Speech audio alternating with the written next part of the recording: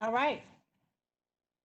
The board meeting of the Board of Education for June 23rd, 2020 is called to order. For tonight's meeting, any item that will be voted on has been posted as required by state law. This meeting is being streamed live on Channel 28 and will be replayed throughout the next 2 weeks. Please check the district website for replay times. This meeting is also being streamed live on our PPS TV services website. Good evening. Hello to our viewing audience. Today marks the last board meeting of our 2019-2020 school year, which, to say the least, has been a year of unexpected great challenges. Tonight's agenda includes adoption of our budget for 2020-2021, a vote on our superintendent's evaluation, and also an update on school entry plans for the fall. We will also say goodbye to Student Representative Latterell before she heads off for her freshman year at the University of Efficacy, and also meet Nathaniel Shue, who is our incoming student representative. How are you, Max? I'm good. I'm good. It's summer now. I'm happy about that. Not really having the hot weather, but it's exciting to finish this year. All right. Well, we are looking forward to hearing your final report. We'll move on to the business agenda. At this time, we will consider our business agenda. Board members, are there any items anyone would like to pull for discussion? I've got a couple questions about some contracts. Okay, shall we, Ms. Bradshaw, are there any changes to the business agenda? No. All right, let's get the motion on the table, and Director Brim Edwardson, you can bring your questions forward. Do I have a motion? So moved. Do I have a second? Second. Director Scott moves and Director Brim Edwards seconds the adoption of the business agenda. Any discussion? Yes. I have some questions about the Office of the General Counsel Network, a contract in tonight's agenda. I have some questions about some of the other contracts, but I understand that Director Lowry also is going to join me in questions tonight. So I'll ask some questions and then flip it over to her. So I'm going to just start off. And these are questions for Executive Chief of Staff Stephanie. I just saw her waving, but she moved on the screen. Executive Chief of Staff Stephanie Soden, who provided an overview memo for the board. And as has been past practice, that memo was posted with the meeting materials. And so I want to say thank you for the background material. So I just had a couple questions about the contract, just because it's a direct negotiation contract. So the first one is, we've had previous contracts. Is this a new contract or an amendment? This is a new contract. Okay. And then given this is a new contract, I want to confirm that this contract also requires, as did the last one, that if other attorneys are hired by Ms. Large, that it will be with prior approval of PPS as indicated in Exhibit A and Exhibit B. Yes, it explicitly says that PPS's approval is included. Okay, so that's a carryover from the other contract. It's similar way we have been acting before. Great. And then I want to clarify that the contract provides, specifically provides for general counsel, because this is just somewhat a different model than other school districts, that the contract provides for general counsel services from Ms. Large, and then conflict resolution services specifically from another attorney with OGCN, as well as access to a network of other legal and non-legal professionals, that it's not just a sole individual contract, it's actually several individuals and potentially a network if we wanted to access that. Yes, that's correct. Okay. And then again, because this is just a slightly different model, I know the district has looked at the cost efficacy of this model versus just a standard in-house, and then using a lot of outside counsel. So I'm just wondering if you could speak to that, the sort of the district's review of the cost efficacy of this. Absolutely. So that's always, a key element. And when we're looking and putting together contracts and asking for approval, if you see the rates listed in this contract, they are significantly lower than the cost of employing a general counsel and team and paying all of those overhead costs. It's also, we get a really good deal with this contractor. She and her team have been very diligent in finding ways to reduce costs for the district. And if you compare it to other firms in town, these rates are very, very comparable. Actually, very, very cost effective for the district. I was gonna say maybe Yeah. better than competitive. Yes, thank you. Yeah, so my last question, and this is just generally a more of a district-wide question, because I think sometimes it's the thought is that only the Office of the General Counsel is, actively hiring attorneys. And I just want to, because I know we have a variety of different issues happening in the district where we might hire either attorneys or other professionals to review information or to do investigations. And so I just wanted to clarify that you and other staff from time to time might hire an outside attorney to conduct an investigation or to do something, say, for example, related to a complaint, or to do other work that maybe drafting a document that wouldn't necessarily be the Office of General Counsel services. Correct. Yes, we enter into other contracts with other attorneys outside of this contract. Okay, that's all the questions I had about that contract. I think Director Lowry had some. Yes, I did have a question for Ms. Sodenbeck. You in your memo highlighted all of the great reasons to do this, and I just wondered, because this is a different arrangement than some other districts have, do you see any downsides to our arrangement with the Office of the Counsel General? General Counsel. Yeah, thanks. I do not see any downsides. I think districts choose a variety of different models for their legal services. Some have in-house, like I described, and others use contract, and then there's a mix. And so I think we've gotten incredible amount of service and attention to really focusing on honing in and limiting our legal costs since we've used this contractor. So I think it's just been a really positive experience, and I appreciate that we have a chance to revisit the contract from time to time and reflect and decide how we want to move forward.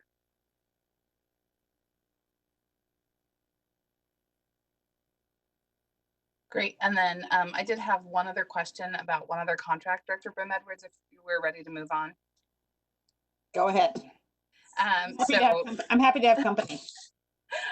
So Dan, I saw the memo about our cab services, and I thought it's very clearly laid out the reasons that, and it was staggering to see that we've gone from, I can't remember the exact numbers, but from something in the low tens to over 250 students over the course of 5 years that are needing specialized services. And so at the end of the memo, it says that the hope is we will be able to incorporate more small bus routes and maybe step away from cabs in the future. And I was wondering what, if any, steps that the Transportation Department is putting into place to begin to realize that hope. Yeah, good evening, and great question. I'll give a high-level answer, and then I'll see if our Director of Student Transportations is on the call as well, Terry Brady. She might have some more specifics. Cab costs is something very specifically that we have targeted for taking a hard look at and looking to reduce the next fiscal year. So what we have started already is meeting with our special ed departments, where much of the cab costs end up coming from, meeting with them already to start talking about next year. And what we put in place is a sequence where we're going to sit down with them probably on a monthly basis, take a look at which students are on the cabs and see if there are opportunities for students to come off of cabs, go on to the smaller transportation or yellow buses, adding aids potentially to some of the smaller buses or vehicles or something like that where there is some cost savings. We'll have to wait and see how much of that is available, but what we do see with those cab prices is they start off at an amount beginning of the year, and they slowly they increase throughout the year. So if we can take the time to be intentional about looking at every one of those, and we can see that plateau or come down, that's something that we would like to do. So that's sort of the high level what we're doing from a process standpoint, and I'll let Terry Brady add anything if I miss something. Good evening. This is Terry Brady, Director of Student Transportation, Portland Public Schools. Thank you for allowing me to talk today.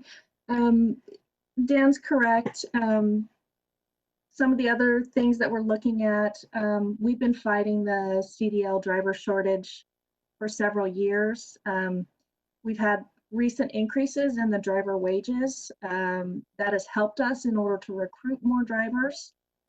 We were just starting to realize some of those gains when we had our emergency closure this year, but we do hope to continue that. So having more yellow bus drivers means pushing less towards our cabs. We do plan on meeting monthly with SPED to discuss how many students are being placed in the out of district, what students are being moved to a cab due to behavior issues. We hope to increase our student management training to really try and address the specific behaviors we're seeing. We've had a large increase, and SPED can also attest to this, that our highest growth, I believe, is with our behavior students and our autistic students who, they need a specific type of behavior management in order to keep them safe and still relatively on the bus. So those are some of the things that we're working on to try and reduce that level of dependence on cabs. Thank you. Does that satisfy your question, Director Lowry? Director Bailey, do you have a question about one of the MOUs on the business agenda tonight?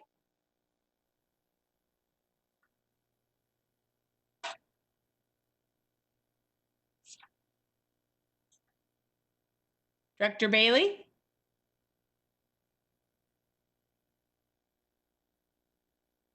Okay, we can, I guess, move the business agenda, and if he does.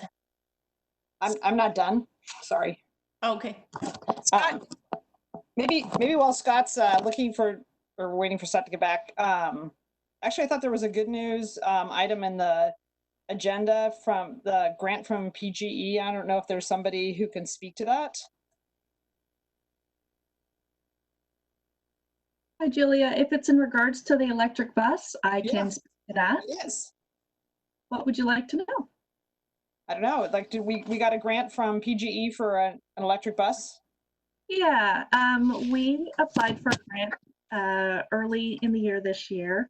The grant is from PGE, and then we're also in partnership with Pacific Core Power because our lot actually sits in their business area. So the grant allows us to purchase one fully electric bus and to purchase and install the charging infrastructure to go with that bus. It's going to be a 10-year project that will work with them on testing out how electric buses can work in our setting. We were one of 5 districts that received the grant. Salem, Kaiser, Beaverton, North Clackamas, and Reynolds also received grants. Our bus, I guess we haven't announced who's our vendor for the bus yet, so I'll keep that. But we are looking at an all-electric bus. We plan on using it on routes that will service our CSI, TSI schools. At this time, it's only one bus, but we hope to keep our green status and move forward with electric into the future. It's just that electric buses cost approximately 4 times the amount of a normal bus. So just a reminder, we do operate the majority of our buses on propane. We're trying to move as far as possible away from diesel. So this electric bus is just one more way we can stay green. And if I may add, this is Jonathan Garcia, Chief Engagement Officer. Director Brent Meadows, this is also aligned to PGE's investment to continue the work around environmental sustainability, environmental justice as part of our curriculum. And so we're really excited that PGE, has doubled down not only with our curriculum infrastructure, but now with our built or operational infrastructure. So, because as we know, our young people not only are asking or demanding for curriculum in the classroom, but are also asking institutions like ours to continue to be more green and more sustainable. And so I think this is a huge first step that we're excited that we get to partner with PGE and other school districts. Great. Well, great job for all staff who put together the application and secured the grant. I have a quick question for Ms. Brady. You said the buses are 4 times as much and that one day we can hopefully move the entire fleet to electric, which I fully support. Has anybody done the analysis on what the overall maintenance schedule looks like and what that costs? Because I know with energy efficiency improvements, they do tend to cost more upfront, but if you look out, you look for the payoff date, which is 7 to 10 years is a good investment, but even beyond that, what you're looking at in terms of maintenance, long-term maintenance and of the infrastructure. And then the other question, I think I heard you say there was a charging station too. So it sounds like, will there be a battery or a charging station where that'll be parked in the lot? Yes, so part of this project is to work on that total cost of ownership and see how we could move towards a full electric fleet in the future. We also expect that as this technology becomes more mainstream, the cost will come down. The majority of the cost is within the battery, and so as technology moves forward, they will become less expensive. So there's not much we've done so far on total cost of ownership. There are a lot of studies out there. It's very popular in California and some other states who've been well on the road before us. As far as the charging structure, we will have, we're looking to purchase a charger that has 2 stations, even though we'll only have 1 bus. Part of our grant allowed us, working with Pacific Core, they're actually going to install a new transformer because our lot is right on Marine Drive. So that will help us in the future. We were able to tie it in with a current generator project, so that helped us save on construction costs. We hope to have all of this installed and possibly get delivery of the bus by the end of the school year, although it depends on the manufacturing schedule of the bus company. But yes, we will have 1 charging station. It will be behind our gates, so it won't be public, but it'll be there for us. I mean, I think it's like the second cheapest electric in the country. Behind, I think it's a Midwestern state. I can't remember which one, but it might be a cost savings that we can look at over time if it costs more to invest up front, but if our long range operating costs are lower, might be something to look at in the future. Oh, definitely. Both the electricity is cheaper and the maintenance, there's fewer moving parts. There's you get a better rake. Where do the regenerative braking? So we are excited to make those discoveries. Thank you. Thank you so much. And Mr. Garcia, we love to see these kind of partnerships. So yes, please, more of that. Thank you. Now, Director Bailey, do you have a question about one of the MOUs? Yeah. Can you hear me now? We can, yes. Okay, yeah. I plugged in my headphones and that seemed to knock out the audio, so good times. Yes, I had a question about the Jefferson PCC agreement. I learned, I think, from one of our student leaders, who I think is our new board rep, I'm not sure, that Jefferson students are limited to 1 PCC course a term. Is this MOU, or I don't know if it's an MOU or IGA, does this govern that funding for our students, our Jefferson students who are taking PCC courses? Uh, Director, good evening, board members.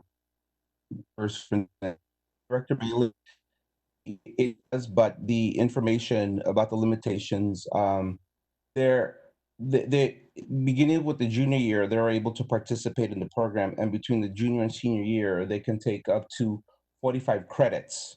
It is not suggested that they take more than that because there is an opportunity for dual credit participation. And also, they have to meet the requirements for graduation. So there are school credits they have to meet.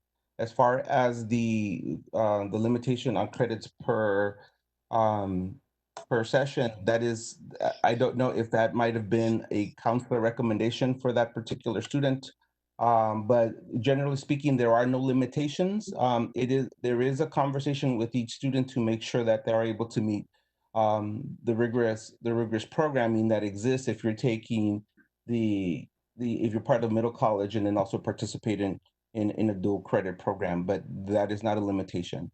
And that is clearly spelled out in this MOU as well, that participating students are expected to earn a high school diploma from Jefferson, as well as 12 to 45 college level credits from PCC. These 12 to 45 college credits are a goal and not a limitation. But Scott, I was with you in that budget session breakout with the students. So that is something that we should follow up on, those comments from that student, and see if whatever the mechanism. Oh, Nathaniel, you're here. And I do believe that was you. So welcome. So nice to see you. And what would you like to add on this question? Yeah, I just like to say that it wasn't a formal limitation. It was a limitation as a result of insufficient funding. We simply don't have enough. We get a fixed sum, right? And we don't have enough funding to allow for students to take multiple classes, at least not this term. In fact, during this term of the program, we didn't have enough funding for all students to even take one class. There were a few that weren't permitted to, as I understand it. So, yeah. So that's what I'm talking about. Okay. Thank you, Nathaniel. So I think I would, and I would expect the rest of the board would as well be interested in some follow-up information on this. I'm very interested in follow-up. Can we ask Dr. Valentino to get back to us on that question? Because if that is the common practice, it is contrary to the MOU that's before us to approve. I will definitely follow up and report back. Thank you very much. Great. Thank you. If it's in conflict, should we be voting on the MOU without resolving it? Well, I think we're voting on, we're saying that there are no limitations, which is the language of the MOU. So if there are in fact limitations, then we need to deal with that on the ground. I think the MOU accurately states our expectations and our aspirations. Was there a dollar amount in that MOU, or did I confuse reading things? I don't believe so. Oh, Well, not directly for a specific number of credits. Well, No, Director credit courses, there is a line item, tuition for credit courses. Right. Correct. The total PCC IGA commitment dollar was 460,000, and that included the support for a full-time college advisor, an afternoon coordinator, and staff to extend the hours of the middle college office. And those costs also include like the fringe benefits for that full-time college advisor and operating costs associated with the middle college office. And then tuition, which was around 168,000, was for the tuition for the credit courses, which was part of the agreement. So that's initially was the dollar amount. Director Constam was 460 for the full PCC IGA commitment. So So I guess what we're asking is for a that- breakdown of how that tuition number affects, how many students are able to take X number of classes, and if in fact students aren't able to access as many credit-bearing classes as they would like to. Yes, we'll make sure that the Office of Teaching and Learning absolutely gets the answers to that, and we'll respond in full to the board and superintendent. Thanks. Thank you, Nathaniel, for bringing this up originally. Yeah. All right, the board will now vote on. Actually, Amy, I'm sorry. Go ahead. I have two more things. Sorry. That's okay. So I don't want to let the first student contract go just because it's a $30 million contract. It's actually $176 million overall. But it's a 2-year extension for about $30 million. So I just had a couple questions, especially given as we enter the contracting season and the uncertainty of what the model is that we're going to be operating in, and just making sure that we have flexibility, whether we're in a in-school environment, a distance learning, or some sort of hybrid, that with our vendors, especially ones in which they may or may not be providing services, that we have flexibility. So I had a question. I don't know if this is something that Deputy Superintendent Hertz or Terry Brady is going to answer, but just the question is, in this 2-year extension, have we built in the flexibility for the various models of how we might be operating, whether it's distance learning, in school, a hybrid, or a mix throughout the school year? So I'm going to ask Chief Operations Officer Dan Young to respond to the first student contract information. Sorry. Question 3. No, happy to do it. And then I'll probably do the same thing, let Terry provide some additional detail. So with this amendment, we started negotiating this amendment back in February, and I would say we were 95% there by the end of February. And then when March happened, things changed pretty dramatically. Luckily, we've got to, I think, a very good place, and really the best place that we could get with this negotiation. And what it has in there as far as rates is we pay a rate based upon the number of routes that are run. And if there is variability in that, if we drop below a certain number, certainly the rate numbers change as you go up and down, but we also provide a minimum amount of fixed costs. And that's something that was it's part of the original contract. We've just codified it more in this amendment.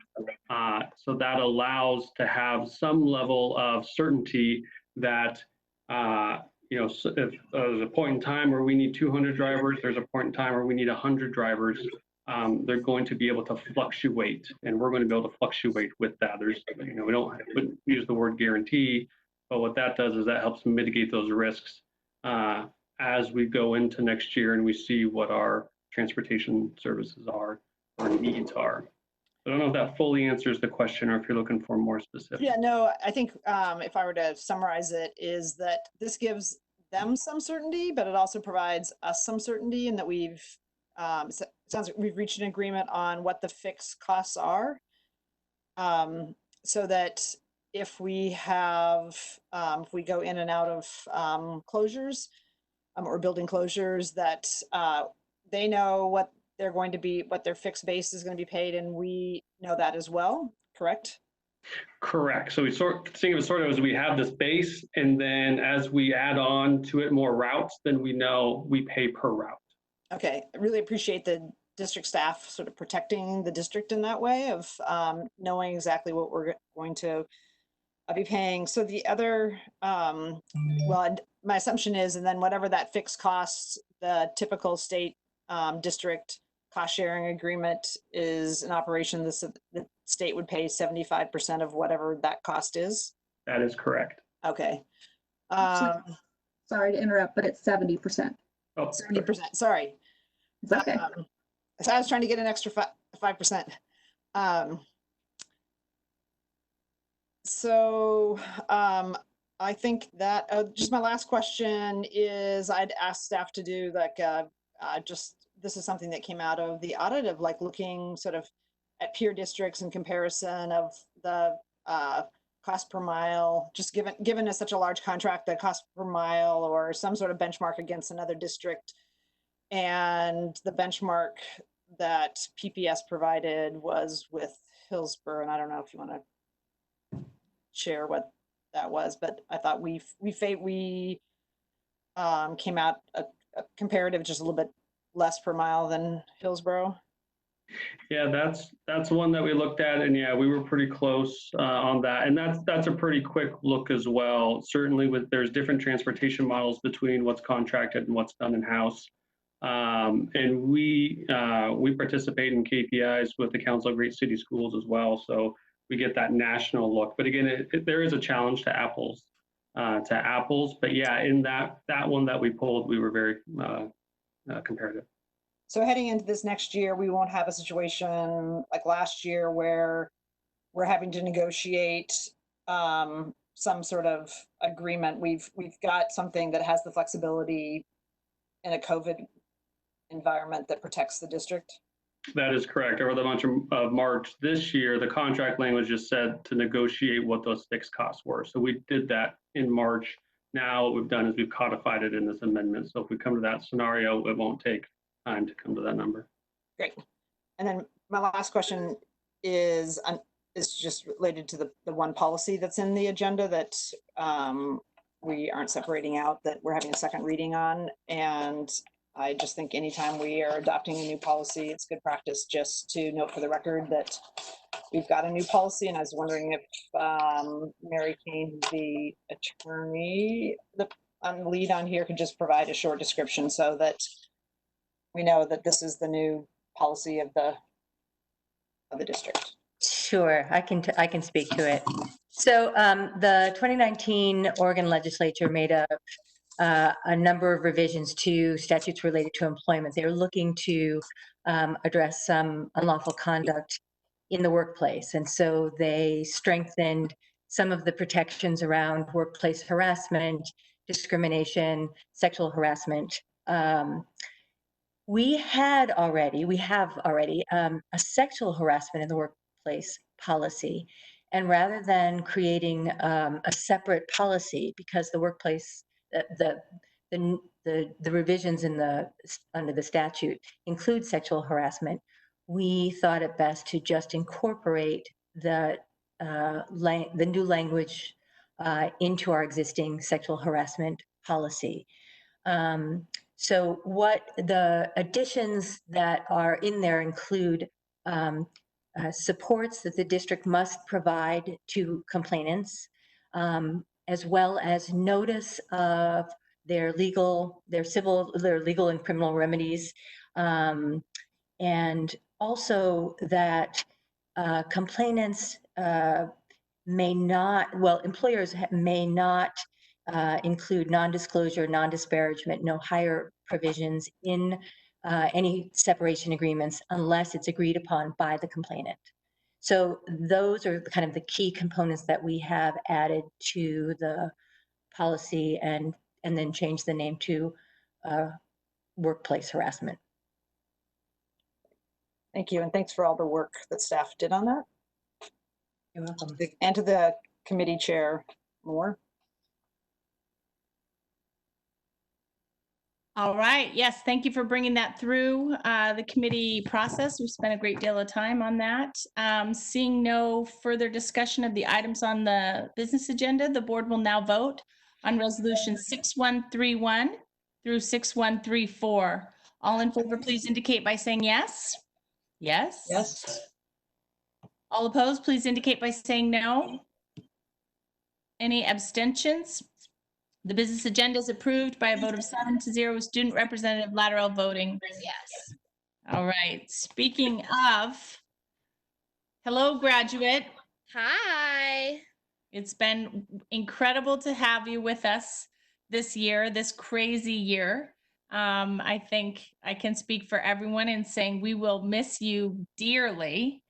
and you've accomplished a great deal, not the least of which is really creating a much more solid structure for the district student council. So we look forward to hearing your final report. Thanks. So over the last couple weeks, I've spent a lot of time reflecting on all of the work that I've been able to do, not only as my time as, student rep to the board, but also just being a student leader within PPS. I've been able to work on the search and seizure policy, the levy, the SRO State of the Union event, working with the Multnomah Youth Commission, giving input on the Lincoln Health Center, hiring of the student engagement specialist, working with students on the grant mural removal, working on senior celebrations in the light of COVID, and having the awesome opportunity to be on OPB and K2, as well as so many other very cool projects that, not many other young people have the opportunity to say they've been a part of. And I feel so fortunate to have been able to meet such hardworking and kind people within PPS and work alongside such awesome change makers, and also have such strong student peers who are really going to, not only in the DSC, but so many other student leaders who are going to really change this education system for the better. And as much as I'm really excited for the next chapter of my life and to go to college and to learn things that I really am passionate about learning, this has been my whole world for like 3 years now, and I truly don't remember what it feels like to have a Tuesday night where I'm not at BESC, eating dinner with the board, talking about our days before rushing downstairs, probably being a few minutes late, and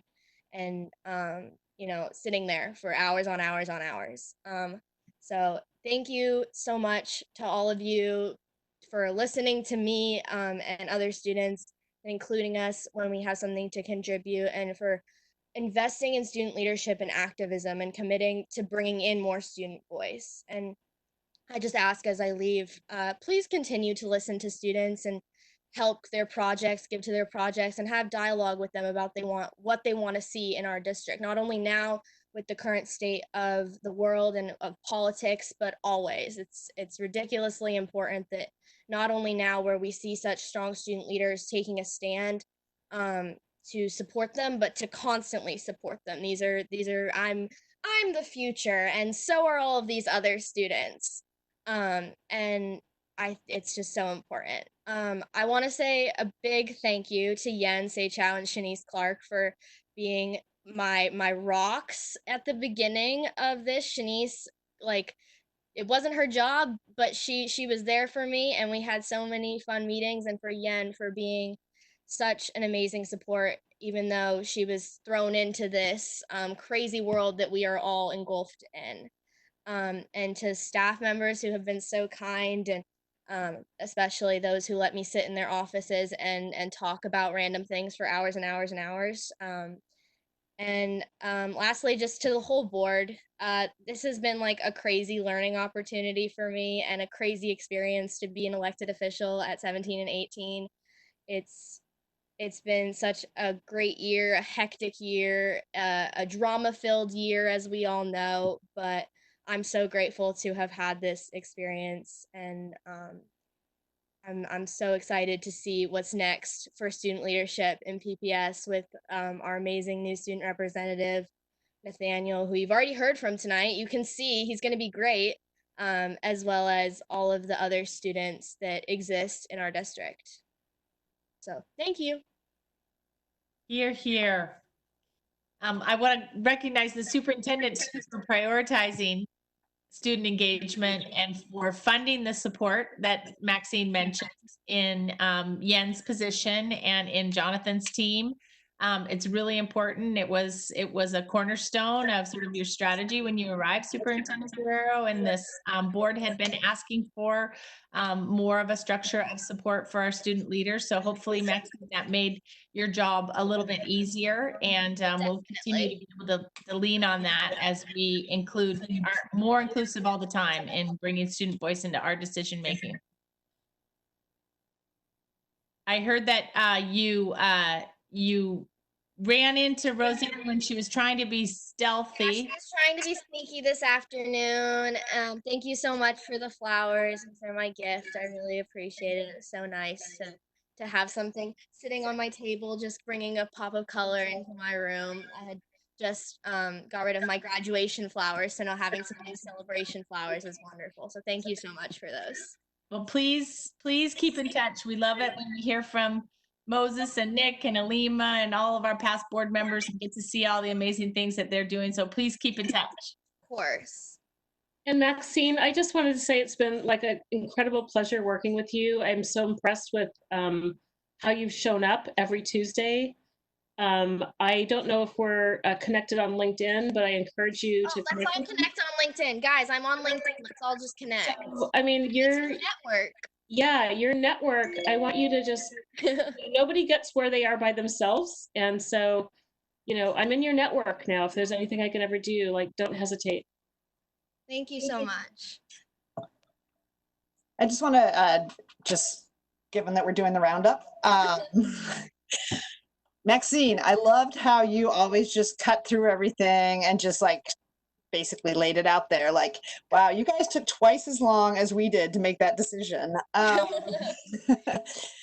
And, you were never afraid to speak up and tell adults in the room when we should listen to students and when we were missing the main point of something and we were having a long discussion, and you just cut right through to the essence. I always say, my kids keep me humble, and I think you kept all of us sort of on track and focused, and really your ongoing reminder to us of the wisdom that students bring to our discussions and that we shouldn't have them without students. So thank you for bringing that to the board and for your long list of accomplishments this year.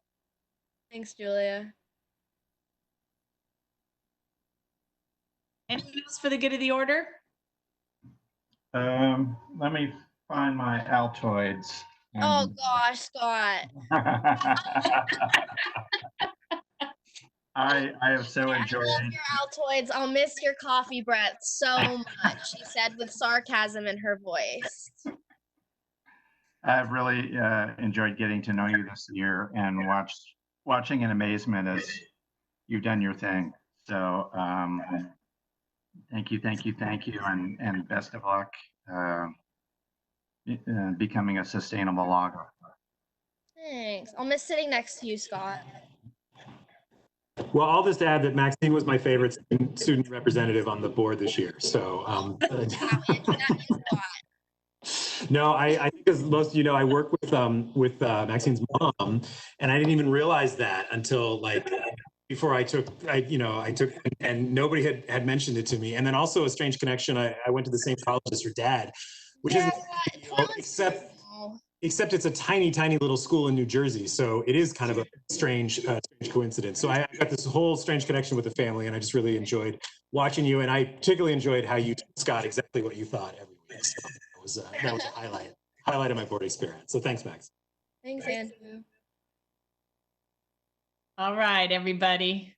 Chair Constance, if I can also pile on for our departing student rep, a big congratulations on your next chapter, Maxine, and for demonstrating, again, what powerful student leadership can look like. You started off your report tonight listing a whole bunch of really critical activity and initiatives that you played a heavy hand in. So you talked about being around change makers. Just know you've been one of those change makers. So we wish you well. Send us a postcard, and thank you for your service. Thanks, Guadalupe. All right, Superintendent, tough act to follow, but now we have some interest in your report as well. Thank you, Chair. Good evening, directors. And I'm going to be a little brief because we've got a couple interesting topics on the agenda this evening. Good evening also to our listening audience who's catching this via live stream. Just a few slides. This first one is I know we were closed down this past Friday, but I would be remiss if I didn't acknowledge Juneteenth. Hopefully our families received a message from Portland Public Schools, but we're in a unique time in history. Amidst this global pandemic, we're also experiencing an uprising where our Black youth and community members are rightfully demanding that we come to terms with our racist and violent history. And I know that along with me, our students, staff, and community are deeply moved by this uprising and ready to try to answer the call to disrupt this racist anti-Black history. And despite the trauma we're experiencing, one of the impacts of this is a renewed and accelerated commitment to racial justice. So as an educational institution, we are committed to promoting a culturally responsive and sustaining pedagogy. And one tenet of that kind of a pedagogy is that a critical consciousness, a social political awareness that reflects an ongoing commitment to challenge injustice and disrupt inequities and oppression of any group of people. And one way that we encourage the development of this critical consciousness is by embarking on a critical examination of history and culture. Juneteenth is a special historical day, a day of recognition, restoration, and celebration. PPS joined the millions who on June 19th paused to reflect on our country's shameful history of slavery, racism, and violence. But we commemorated African American freedom and joy and celebrated the achievements of Black Americans, including those of our Black students, educators, administrators, and staff. We continue to celebrate these achievements and believe we will be a better district and a better country when we celebrate Black excellence every day. So moving on to the next slide, it was momentous for a number of reasons this past week or so. I think it's important to acknowledge a couple of other very important decisions by our country's judiciary branch. The Supreme Court ruled that the executive branch could not eliminate DACA and ruled that the Civil Rights Act protects gay and transgender people from workplace discrimination. So in addition to the aforementioned tenet of culturally responsive pedagogy, at PPS, we want to keep working at building our racial equity, social justice competencies of every adult, the supportive adults, the educator essentials we're always referring to keep working on our competencies, the ones outlined in our racial equity, social justice professional development framework. I mentioned this because we were talking again earlier about our commitment to adopting a targeted universalism approach that centers our work on improving the experiences of Black and Native students. And at the same time, we want to ensure that all staff have the knowledge and the comprehension of the intersectionality, the multi-dimensionality of oppressions. I bring up these important decisions because they confirm and endorse our belief that the PPS and public education is open to every student. We strive to be supportive, inclusive. We believe we're made better by the diversity in our workforce and our classrooms. And we believe that our commitment to racial equity and our understanding of critical race theory allows us to more deeply understand these intersectional issues that our students, staff, and families experience. This understanding will help us become a district where our students feel that sense of belonging that we describe and that they are truly prepared to lead a more just world. If you recognize that phrase, it's right off the title page of our vision. In this next slide, I want to just put in a plug and remind our community that this Thursday, June 25th, we will be hosting our virtual town hall on the PPS Virtual 2020. Please join us for, I think I just repeated the word, our virtual town hall on the PPS bond. Please join us for this conversation. We want to get the invite out there as we continue exploring the possibilities for the future of our city's public schools, especially in regards to providing the most optimal teaching and learning environments for our students and staff. Already, we are grateful for the safe and modern buildings that have been supported to date and that continue to emerge. Construction is well underway this summer. These buildings, these physical plants, they represent the kinds of learning campuses we want every one of our students to have access to over time. So for the public, our stakeholders, your insight will provide meaningful feedback and input to this board of directors as they consider a bond package referral to Portland voters this coming November, it looks like. So I invite everybody, please visit our website to RSVP for the town hall to learn more. We'll see you on Thursday. And then lastly, a topic that I know is on everyone's mind, especially ours as staff, and something that I know really has our students, families, and educators concerned rightfully, is to try to gain an understanding of what this fall may look like in the way of a reentry for students and staff. Please know reentry planning is well underway. Staff have a full update for you later in the agenda, but I can tell you all hands are on deck for this work, and we're not doing this in a vacuum. Since the initial closures in March, we have continued coordinating with other districts in the metro area, with other large districts in Oregon, and reviewing guidance and emerging plans from some of our peer member districts in the Council of Great City Schools. So stay tuned for hearing more details later on this regular meeting's agenda.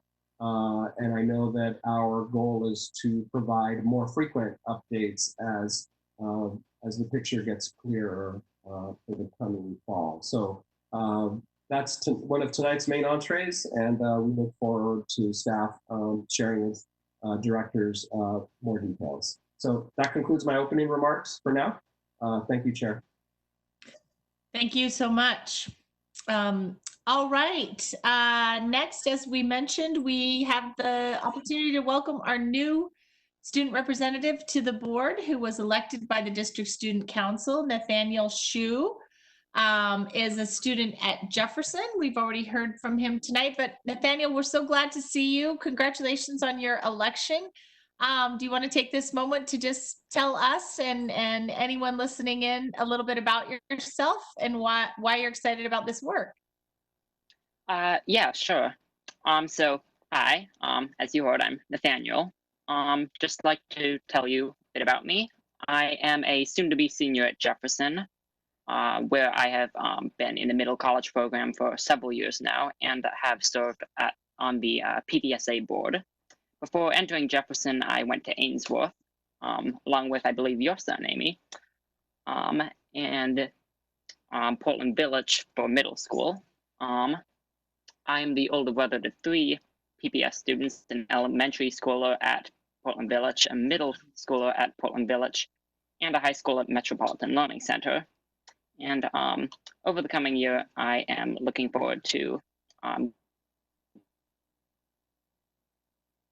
work with people and the DSC in student voice in district whenever possible.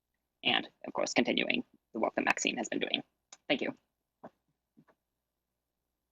Thank you so much. Please don't hesitate to let any of us know, your board and your staff, how we can support you. Welcome, Nathaniel. Welcome, Nathaniel. Yes, welcome. Go Demos. All right. And he's represented there too, so awesome place. All right, as we can now move on to public comment. I'd like to briefly review our guidelines for public comment. The board thanks the community for taking the time to attend our meeting with us and provide your comments. We value public input as it informs our work, and we look forward to hearing your thoughts, reflections, and concerns. Our responsibility as a board is to actively listen. Board members and the superintendent will not respond to comments or questions during public comment, but our board office will follow up on board-related issues raised during public comment. Guidelines for public input emphasize respect and consideration of others. We request that complaints about individual employees be directed to the superintendent's office as a personnel matter. If you have additional items or materials you'd like to provide the board or superintendent, please email them to publiccomment@pps.net. If you're watching the board meeting via live stream while waiting, please make sure to mute your phone prior to your turn to speak. If you leave it on, it will create feedback, and it's just one of those new Zoom problems, WebEx problems. Please make sure as you begin your public comment that you clearly state your name and spell your last name. You have 3 minutes to speak. You'll hear a sound after 3 minutes, which means it's time to please conclude your comments. Ms. Bradshaw, can you please introduce the first person signed up for public comment? Yes, Xander Zip.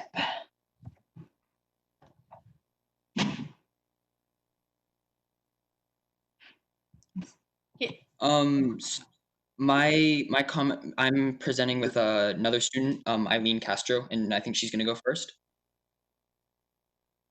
Great. Eileen, I see you, Eileen. Or actually, no. Hello, sorry, I have problems with my internet connection. Are you able to hear me? We can hear you. Yes. Okay. So sorry, hold on. Yeah, hello, my name is Eileen. I'm a junior at Madison, and today I want to talk to you all about why we need more student resources in schools. From my perspective, my household has always set my standards high, and my mom has always pushed me to do the most. I always thought that she was being very strict on me, and since my mom is a teacher, she knows the school system. But sometimes I take that for granted, like I take her support for granted. And I believe that everyone should have someone in their corner supporting them and advocating for them. There are numerous friends of mine and peers who tell me that they don't have someone like this in their life and don't feel motivated to learn. And having mentors and educators that can relate to students on a more personal level is extremely important. This is why having culturally specific resources is a necessity. And that everyone deserves to have the success and confidence that they are capable of, and have visible mentors that mirror them.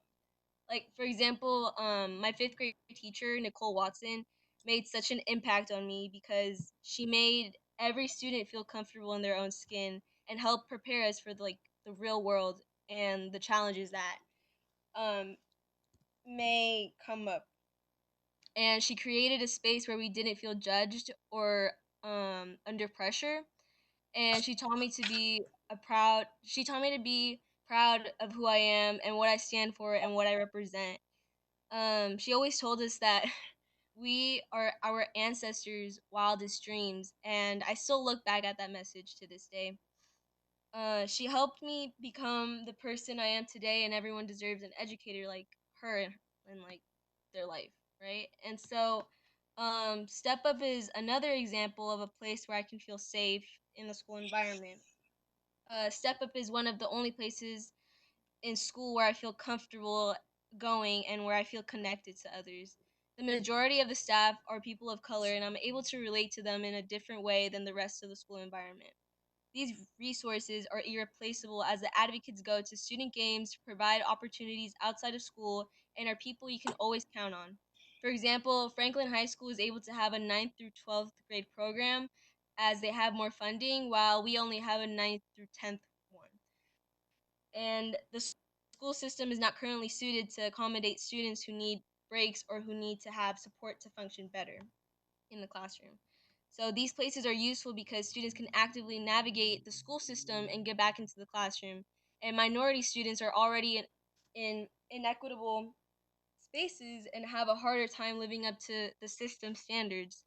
Funding for these programs is critical and can provide us with resources many teachers don't have the time or capability to help with, as they see upwards over 100 students a day and are otherwise preoccupied with grading and fulfilling the needs of a much larger group of students. So, yeah, to just wrap it up or to um, let Xander speak, it is important to have resources available for students like myself who thrive on a more personal connection with people in the school setting. Thank you so much.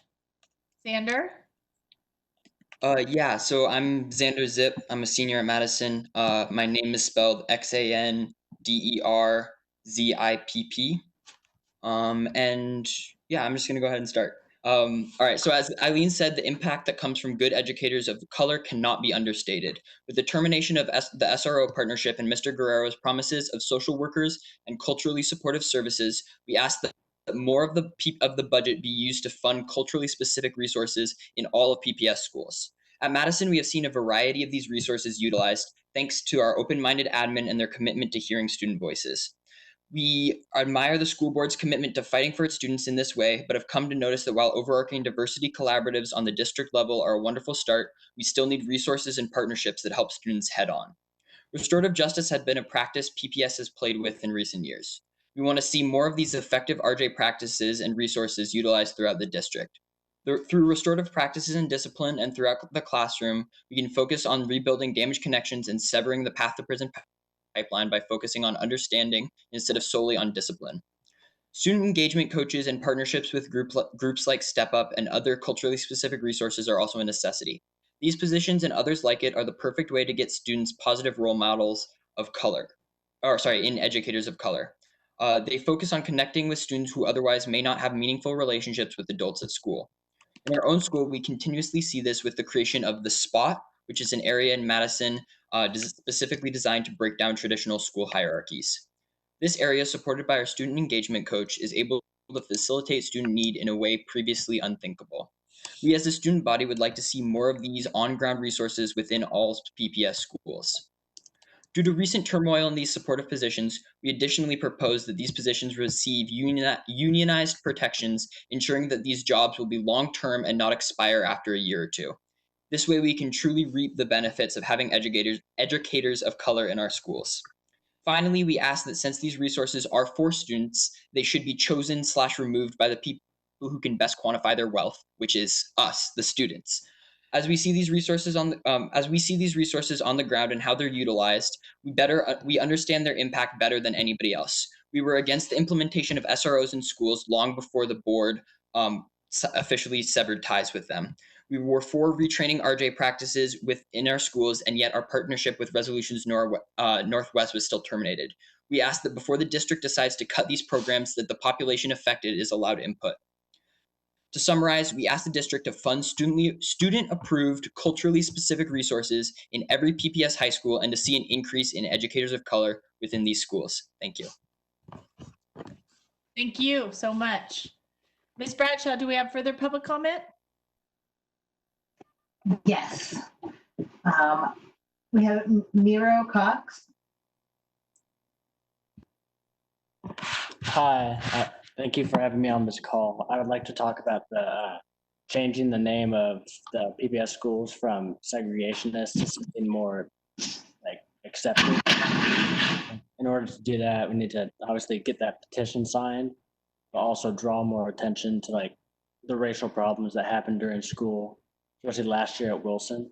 With all that, like you can't have that happen. If I think having the names of the schools like Wilson, for example, Woodrow Wilson, the segregationist, like that almost draws attention to the racial problems and tension at school. Like getting that changed will help bring more change and difference into the school, as well as giving more voice to the Black Student Union, I think would help. Like, so maybe having more like Black-led presentations for assemblies like having stuff talking about more like the Black Power side of things rather than the slavery side, just to draw attention to everything. Like, I think that's the first few steps we should take. Then, for changing the name, I found a name we could possibly use. Stephanie Diane Wilson was a African American astronaut who has been in space 3 times, which is more than any other African American woman, but it's still with the name Wilson. But it's not related to a segregationist. It's related to a Black person who's done good, not bad, I guess you could say. That's really all I have to say. Thank you. Thank you. Thank you. Thank you. Ms. Bradshaw? Huey Hutchison. It's Wei. Wait, sorry. Yeah. Spelled Hui. Welcome. So, hi. So you've met my mom, Shelly, and my siblings, Linlin and Roro. And I'm a junior at Wilson High School and an ADL No Place for Hate peer facilitator, an ally member at BSU, a member of the API Affinity Group, and I personally experienced anti-Semitism, anti-Asian comments, racist acts, unconscious bias, micro and macroaggression at the school in the past 2 years. There are multiple issues at Wilson that need to be addressed. All are important, but with her historic figures, paintings, statues, and names removed from the building over the past 3 weeks, the issue of the school name has risen to the top. My siblings and I have been advocating for the mural of Wilson to be removed and the namesake to be changed since moving to Portland in 2018. My sister and I collected about 100 signatures in the fall, and Ms. Swanmore, who will also speak this evening, posted an online petition to change the school name that currently has over 1,500 signatures. Woodrow Wilson was a white supremacist who lied to the African Americans during his presidential campaign in 1913. According to a 2015 New York Times article, quoting Eric Yellen, author of Racism in the Nation's Service, quote, historians usually say, here was this amazing liberal progressive who was a racist, which is too bad. Now let's go back to talking about the good things. Wilson's racist actions were seen as extreme, even for the time. His close friend made the KKK movie Birth of a Nation and screened the film in the White House. Rand Miller, teacher, author, advocate in New Jersey, where Woodrow Wilson was governor and president of Princeton University, denied African American students entrance and, as governor, created public policies to exclude Black people. He signed into law a sterilization bill fueled by his beliefs in eugenics. As U.S. president, he fired Black supervisors like James Napier, whose signature appeared on the dollar bill printed in 1912. He required photos on all job applications. Wilson was challenged by W.E.B. Du Bois and Trotter of the newly formed NAACP, and they were removed from the White House for, quote, not knowing their place. Wilson is quoted as saying to the New York Times article, quote, if colored people made a mistake in voting for me, they ought to correct it. Wilson initiated the occupation in Haiti in 1915. He blocked a Japanese proposal to include racial equality as a founding principle in the League of Nations. Some say he should be judged according to the times, but racism can never be ignored, must always be corrected and never excused. On Juneteenth 2020, Monmouth University in New Jersey removed Wilson's name from their building. All PBS schools building should be renamed if the name reflects a history or practice of racism, anti-Semitism, sexism, and any and all the other isms. We want the school name and murals that reflect the values we aspire to see in the world. A year ago, my siblings and I researched other Wilsons in effort to reclaim the name. Harriet Wilson in 1859 was the very first African-American person to publish a book. Her father was a free Black man and her mom was an Irish immigrant. Choosing to honor Harriet would be one of hope and inclusion. Other staff may feel traumatized and harmed by retaining the Wilson name, and although the monetary price for change may be more, doing the right thing is priceless. Several of us will be meeting with Principal Reesteach tomorrow. He has sent a letter to the superintendent per Admin Directive 2.20.011. We seek approval to rename the Woodrow Wilson High School in a process that will involve teachers, students, and parents, and to be completed by the beginning of the 2020 school year. Thank you. Thank you. We have additional public comment, Ms. Bradshaw? Yes, we have one more student who I don't see but want to call their name to make sure. It's Mia Sedri. Are you here, Mia? Okay. So next in the public comment, we have Ellen Whatmore. Welcome. Hi. My name is Ellen Whatmore, Whatmore. I've been a teacher at Woodrow Wilson High School since 2009. I am here to present to you a change.org petition that was started on June 16th, 2020, and has since been signed by 2,000 signatories, including current and former students, staff, and administrators. While there's much staff support for this initiative, I wanted to center student voices tonight. Here are some comments by former student Maddie Limon, class of 2020. Portland Public School Board. Throughout the American K-12 education, students learn about the leaders that have led America through trials and tribulations, their acts of bravery, and their noble causes. We learn the conventional story of America, one that still permeates many people's notions and beliefs. Yet what we students don't learn is the counter-narrative, all the dark and awful things that make these men seem less like brave leaders and more like scared cowards. That has never been more true than for the 28th president, Woodrow Wilson, after whom our school is currently named. Students and educators alike have pushed for the changing of the school name for years now. A name holds immense power, and the name of our school shows that we inherently, upsettingly, are standing on the side of a racist oppressor. And why? Because of tradition, legacy, conformity. This name does not show what we, the students, the educators, the faculty, the community stand for. This community strives for, works for, and promotes equity within our school. How are we supposed to move forward in equity and social justice work as a predominantly white school if we are inherently connected to a racist past? Signed, Madeline Limon. Additionally, some excerpts from a letter written by current student Mia Sedri, class of 2021, to the superintendent. Dear Superintendent, during this time of racism and hatred, many institutions are currently trying to figure out what the right thing to do is. What are we, Woodrow Wilson High School, going to do? To me, the answer is clear. Remove our connection to Woodrow Wilson, a racist KKK supporter who actively perpetuated the dangerous systems of racism that remain today. How can we have a school named after a president who resegregated the nation, stopped efforts in racial equality, and supported the KKK? How can we grow as a community under his name? In this very moment, we have the choice to either continue honoring a white supremacist who reinforced segregation, or we can change the narrative, working towards equity and inclusion by uplifting communities of color. This is the very first step, the bare minimum of equity work. I've not even begun to address the lack of diverse curriculum or the disciplinary policies in public schools that foster the school to prison pipeline. I've just scratched the surface of all the work we need to do, but a journey of 1,000 miles begins with a single step, Lao Tzu, and it's time to take ours. Thank you for your time, Mia Sedri. The language of the change.org petition reads, for years, students and staff at Woodrow Wilson High School have raised concerns about the racist history tied to the name of Southwest Portland's only comprehensive high school. What message does it send to our students, especially our students of color, that they walk the halls of a building bearing the name of President Woodrow Wilson, given his racism and bigotry? Multiple articles have surfaced President Wilson's racist beliefs and actions. We cannot afford to let this racist legacy live on. Students have circulated paper petitions before, but it's time to organize our support for these students and add our signatures.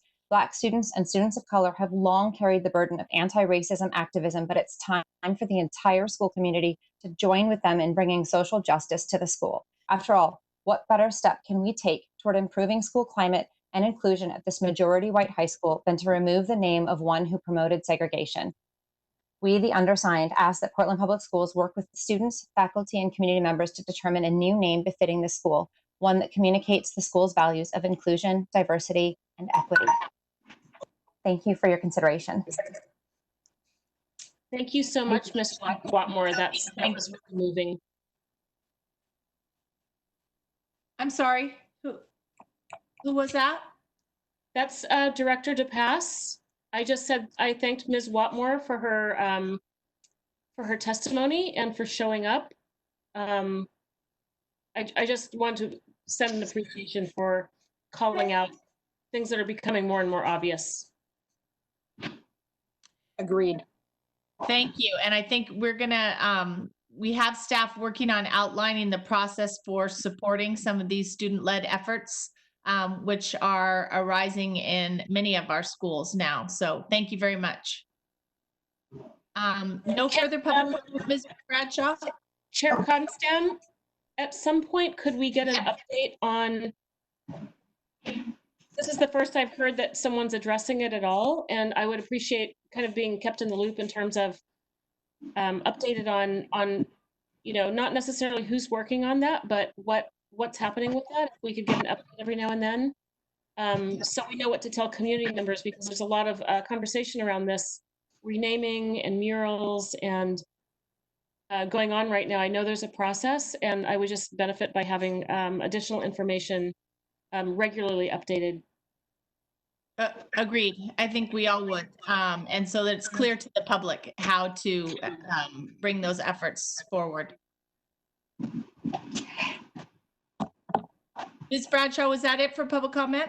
No, we have Darshanpreet Gill. Yeah, can you hear me? Yes. Okay.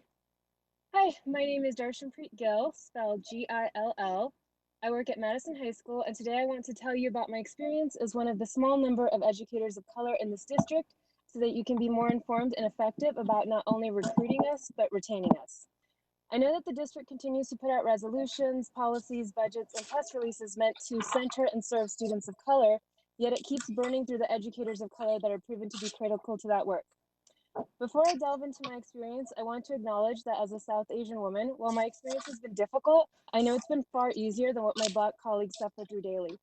I can't imagine the mental toll of working for a state that actively excluded your ancestors, a city that redlined your families out of maintaining community and building generational wealth, and a district that has allowed, according to the 2019 state audit, a 53% achievement gap to form between your children and white children. I was recruited by PPS from my hometown of Fresno, California, in an effort to diversify this district and better serve the needs of students of color. In the recruitment process, I was constantly assured that I was going to love it here. Having been here for 5 years now, I sincerely wonder if they talked to a single classroom teacher of color in this district before giving me that assurance. I know the truth isn't flattering, but it saves educators a lot of emotional labor and time when we don't have to dedicate our own mental faculties to try to reconcile the difference between what we're told we'll experience and what we actually experience. Having been through the recruitment and retention process, I'm still deeply invested in growing the number of educators of color in this district because our students deserve it.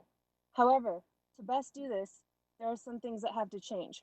One, there has to be transparency during recruitment. Please be honest about the huge amount of intellectual, emotional, and spiritual work you're asking us to take on right from the start. And if you don't know how to be honest about that, ask those of us who are still here before we burn out and leave too. Two, set us up for success. Since being recruited 5 years ago, I have taught at 3 different schools, had students that ranged in age from kindergarten to 12th grade, and taught 9 distinct courses, most of which I had no background in nor curriculum for. How does this set me up for success? Please work with the union to prioritize the appropriate placement of educators of color. Our students do not benefit from watching us being poorly treated too. And finally, third, please mandate student feedback for all teachers. One of the biggest challenges I've faced as an educator of color is the disconnect between the known harm that is being done to our students of color in classrooms around this district and the actions taken, or more often not taken, by administration or the district. The most significant ask I can make from you is to mandate that students be given a chance to provide feedback for all of their teachers so that we have actual data that is seen and acted upon by administrators and is used in a clearly laid out process to identify educators who are harming the very kids you continually say you're prioritizing. In closing, I want to thank you for hearing me out, and I strongly encourage you to solicit further input from other teachers of color around the district about how to honestly recruit us and actually retain us. Thank you. Thank you. Appreciate that. Kate Maloney.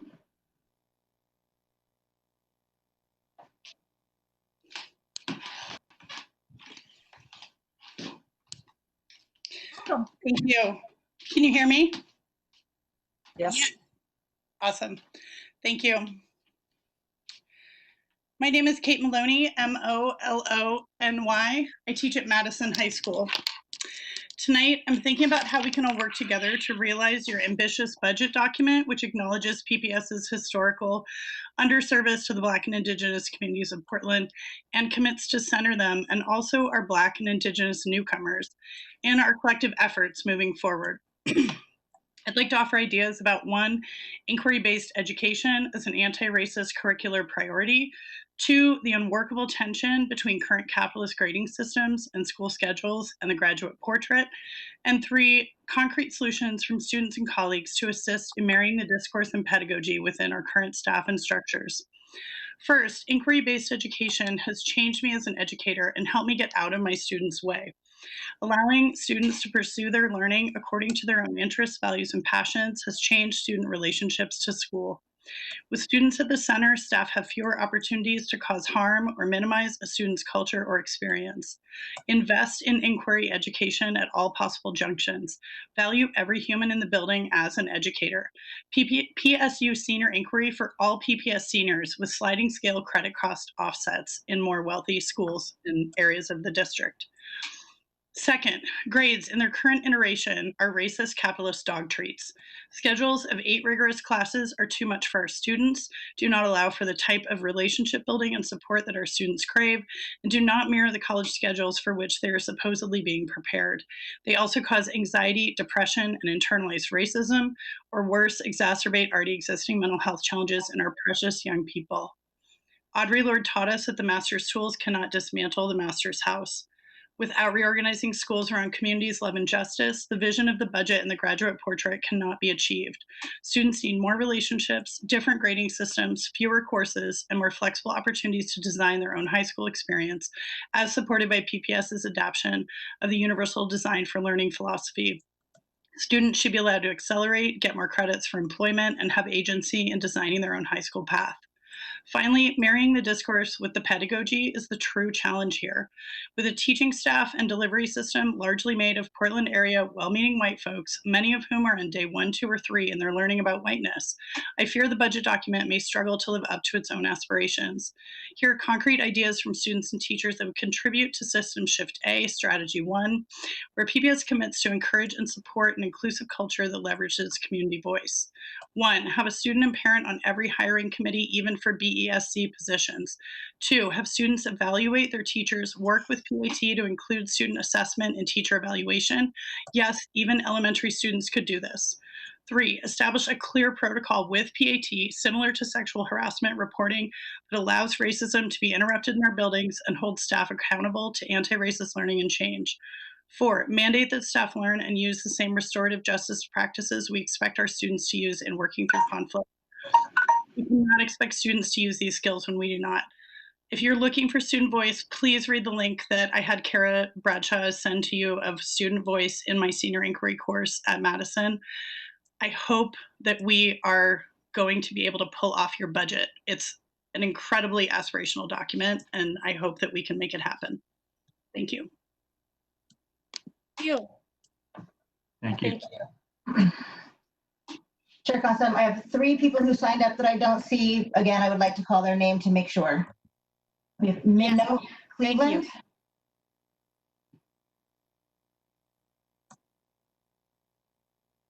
And Andrea Strauss.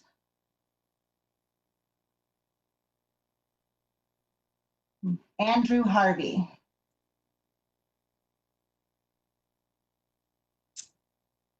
Okay, thank you, Ms. Bradshaw. Thank you, everyone, for your comments.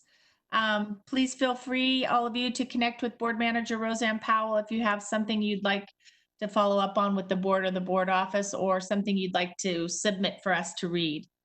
Now, Superintendent Guerrero, as a board, we've very much been looking forward to learning more about all the work that's been underway, planning for school reopening in the fall. Would you like to introduce this item? I would, and I want to make sure and manage the board and the public's expectations. We won't be revealing all the mysteries of the universe, but we will give you a strong sense of how we're thinking about all the moving parts that come with contemplating a re-entry this coming fall. So This is a really large group effort. A couple of board members, I think, observed that yesterday in a meeting. But we do have a couple of individuals that are sort of playing the role of internal coordinators to this effort. So as I mentioned earlier, we look forward to just more ongoing communication from here on out to our families and to the board. So we have a deck for you, and we have a few folks that are going to talk you through it. But I am going to turn it over to Brenda Martinick, our Chief of Student Supports, and Dr. Sean Bird, our Chief of Schools, who are going to provide the board this evening with this overview of where we are in our planning for reentry to school in the fall. Thank you, Superintendent. Good evening, Board Chair, ConStam, board directors, and our community and staff. We're really excited to talk to you about our fall 2021 reentry planning process. So I'm going to have Sean kick it off because we're first going to start talking about our guiding principles, which really kind of points us and is our North Star in combination with our vision and our strategic plan. So, Sean. All right. Good evening, everyone. Chair Constam, Vice Chair Moore, members of the board and community. If you can go to the next slide, please. As we are planning our reentry for the fall, we have 4 guiding principles that are guiding our work. The first and most critical one is to ensure the health and wellness for our students, staff, and buildings. So this is not only about making sure we have social distancing in place and sanitary processes, but we also know that this pandemic has caused trauma to many in our community. So we want to make sure that as we plan to return to school, that we're prioritizing trauma-informed care and support for our students and staff and our communities. So social emotional well-being is an important cornerstone of this plan. The second guiding principle is to strengthen and innovate the instructional core. So we want to make sure that our students are learning through rigorous and relevant tasks, regardless of the method of their learning, whether it's face-to-face or distance learning, to make sure that we are living up to the dispositions that are reflected in our graduate profile.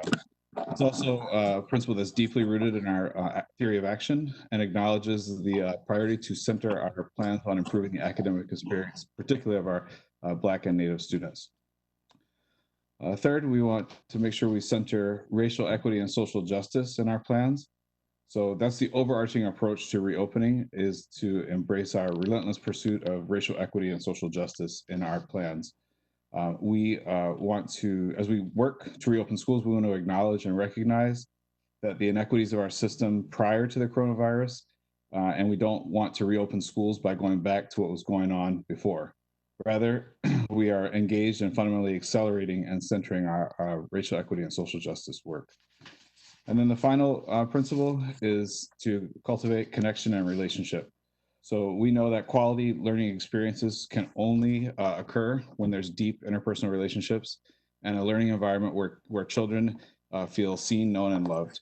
Particularly in this time where kids have been out of school for what will be about 6 months from face-to-face instruction, we want to make sure that we are supporting families and students as they return. Next slide. I'm going to turn it over to our superintendent to talk about the ODE blueprint. Actually, I'll go ahead and take that one. Okay. Sorry. So what we did is ODE came out with blueprint guidance around the second week of June, and it is divided into 8 components of the blueprint. The first 3 sections is really around the health and wellness of our staff, our facilities and school operations, and how we respond to the response. So what we're currently doing right now is developing our communicable disease plan, specifically around COVID-19. That will help lead us with those 3 components of the blueprint. The other 5 components are around equity, instruction, mental, social, and emotional health, family and community engagement, and staffing and personnel.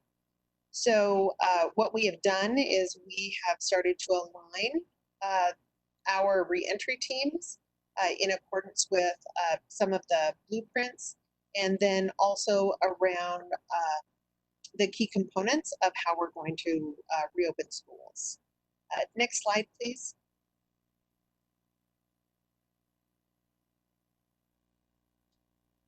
Next slide.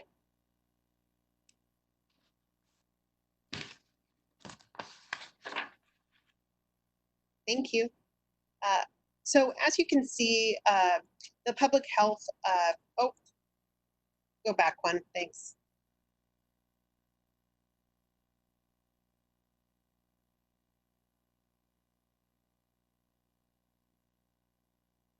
Thank you. So as you can see, our public health and school reentry plan is really based on a number of different factors. First, in order to operate our schools, even in a hybrid, in any case that we would start to bring back staff and students, we would have to meet the first three components of the blueprint document. Once we do that, then we start to look at the planning and development of our blueprint for reentry. And so that really talks about our blueprint plan, the engagement opportunities, how we have interpreted and incorporated our communicable disease plan into all of our planning documents and our reentry plan. And then once we have met all of those, then school would be considered ready to welcome staff and students. And so we have to actually meet all of these key components within the 8 components of the blueprint document. Next slide.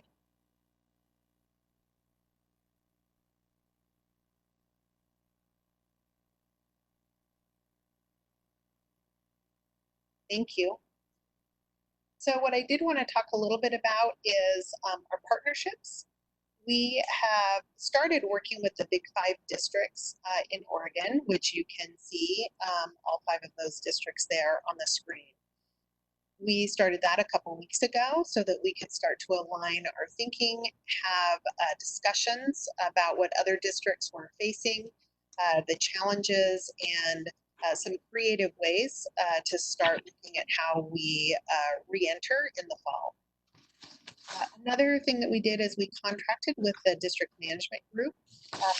This group is helping to lead all 5 of these districts in Oregon around a peer review and a strategic framework in order for us to really look at the planning process, look at our implementation components, and look at that through national information that they will help provide to us, and they will also help review our plan, and then we'll also get some peer review from our 5 districts in the state and then other districts around the nation. The other thing that we have done is we're partnering with Multnomah ESD, our education service district, our Oregon Health Authority, and the Communicable Disease Center, so that we can help, we can actually devise the communicable disease plan so that we can get started on those first 3 components. All right, I am going to turn it back over to Sean. All right, go to the next slide, please. So briefly, we have some several planning teams that are in place. And so these are the sort of 6 buckets of work that we're looking at. So of course, the most important is the instructional core and our professional development that we'll be providing for teachers, and then social emotional learning. Operations are things like how do we make sure we maintain social distancing? How do we make sure that children are in stable cohorts as is recommended by the ODE guidance? We also are looking at security, transportation, those kinds of issues in the operations team.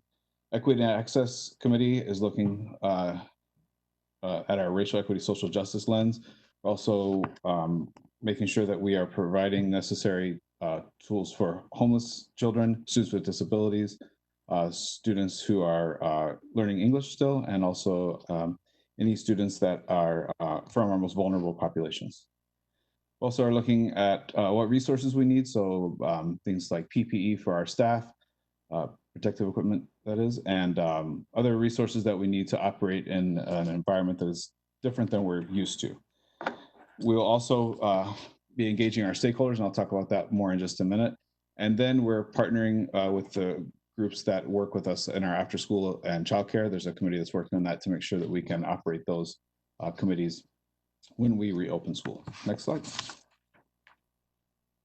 We've made a lot of progress to date. We still have a lot of work to do, but we have made some progress that I want to share with you.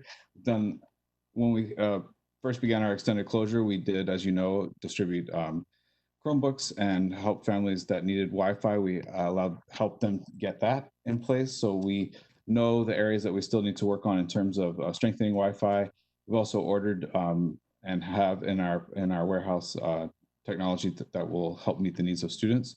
We have perfected our nutrition services. We've served hundreds of thousands of meals during our extended closure. So we have solid plans in terms of nutrition services. We are currently working on plans if we had some hybrid version of school on how we would allow for nutrition that's spaced out so that students are not too close together, so we can maintain social distancing. So we're working on those kinds of plans in terms of nutrition services. We just completed our capacity analysis for all of our buildings, so we know exactly how many students can be in each classroom. We have also been working on our busing capacity and what protocols we would need to have in place for cleaning those buses in between runs. We are working on our high school and, well, all of our scheduling, but particularly our high school scheduling and how that would work. Most of our high schools currently operate on an 8-period schedule, A-B schedule, so we would look at if we need to make modifications for that in case of a return to school that's not the typical brick and mortar school day. And then we're looking at how we can engage our community. So there will be different opportunities for community members to give input on these plans. We've been in discussions with our labor partners, and those will continue as our plans evolve. And of course, we are monitoring the CDC for advice on how we maintain the best hygiene standards. We have done some surveys already, and there are more surveys that are planned so we've done our teacher survey to allow them to reflect on what worked well during the extended closure, and then what kind of professional development and other services they need. We're also planning a survey that will go out soon to families to get their feedback on different scenarios. And Dr. Bird, if I may here, this is Jonathan Garcia, Chief Engagement Officer. I want to make sure just to highlight that the surveys are meant to go wide, cast a wide net of staff, students, parents, community members, etc.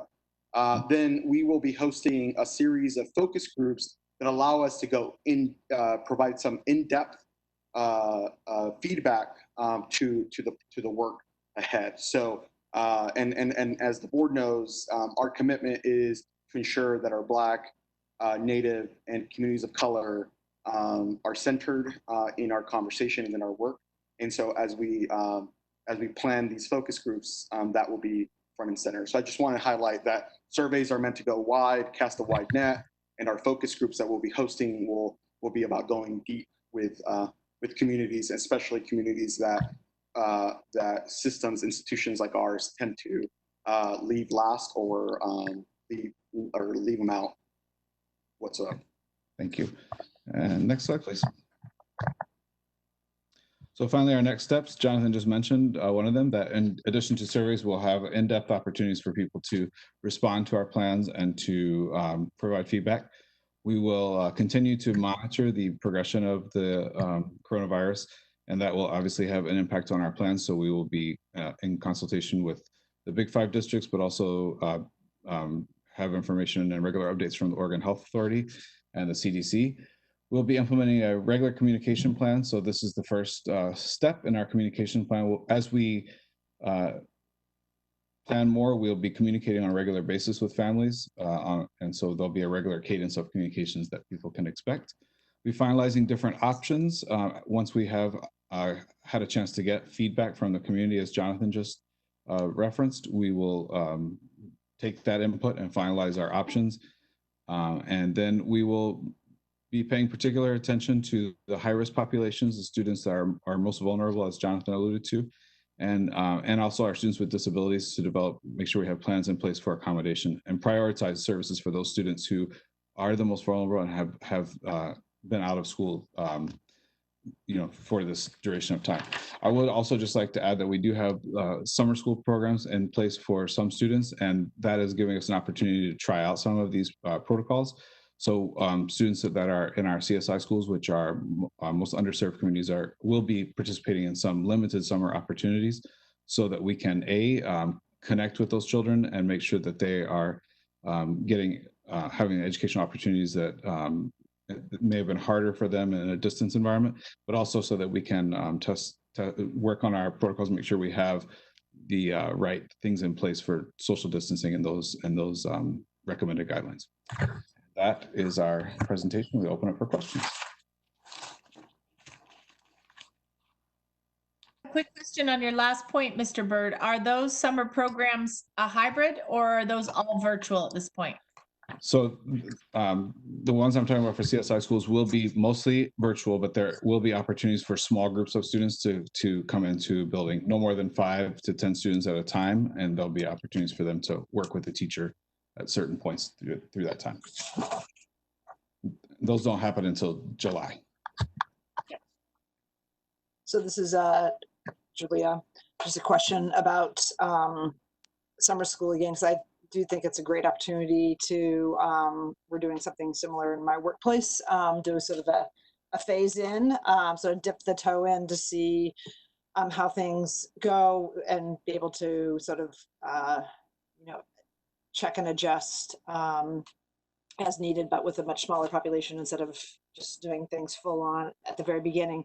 And I'm wondering if part of that this summer, whether we would partner with OHSU or another healthcare partner to give us a review, just given our core competency obviously isn't the health standards and requirements, of whether that's something that we've talked about doing as we prepare to open, just so that if we need to make any adjustments, now's the time to make them while we have a smaller group and it's more manageable.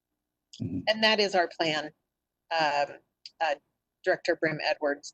Our plan is to, specifically for the summer programs, is to implement our confirmed case protocol, our contact tracing, our log in and log out, how we move cohorts in and out of buildings, how we physically distance, how we monitor bathrooms, entries, exits.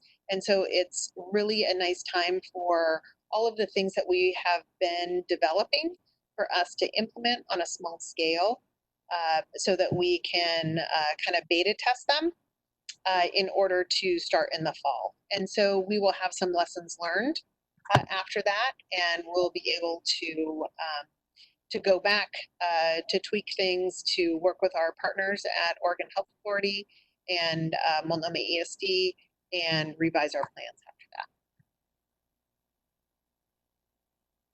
I just have one quick comment, and that's that I imagine the kids that we're going to be serving in summer school are, low income and kids of color. I'm just broadly just guessing, and I'm hoping that the protocols that we put in place are mindful of that fact that they're going to be out there, and that we're taking the steps not to exacerbate those statistics that we all have heard about in terms of who's impacted first and longest and the most. So I appreciate your attention to those details.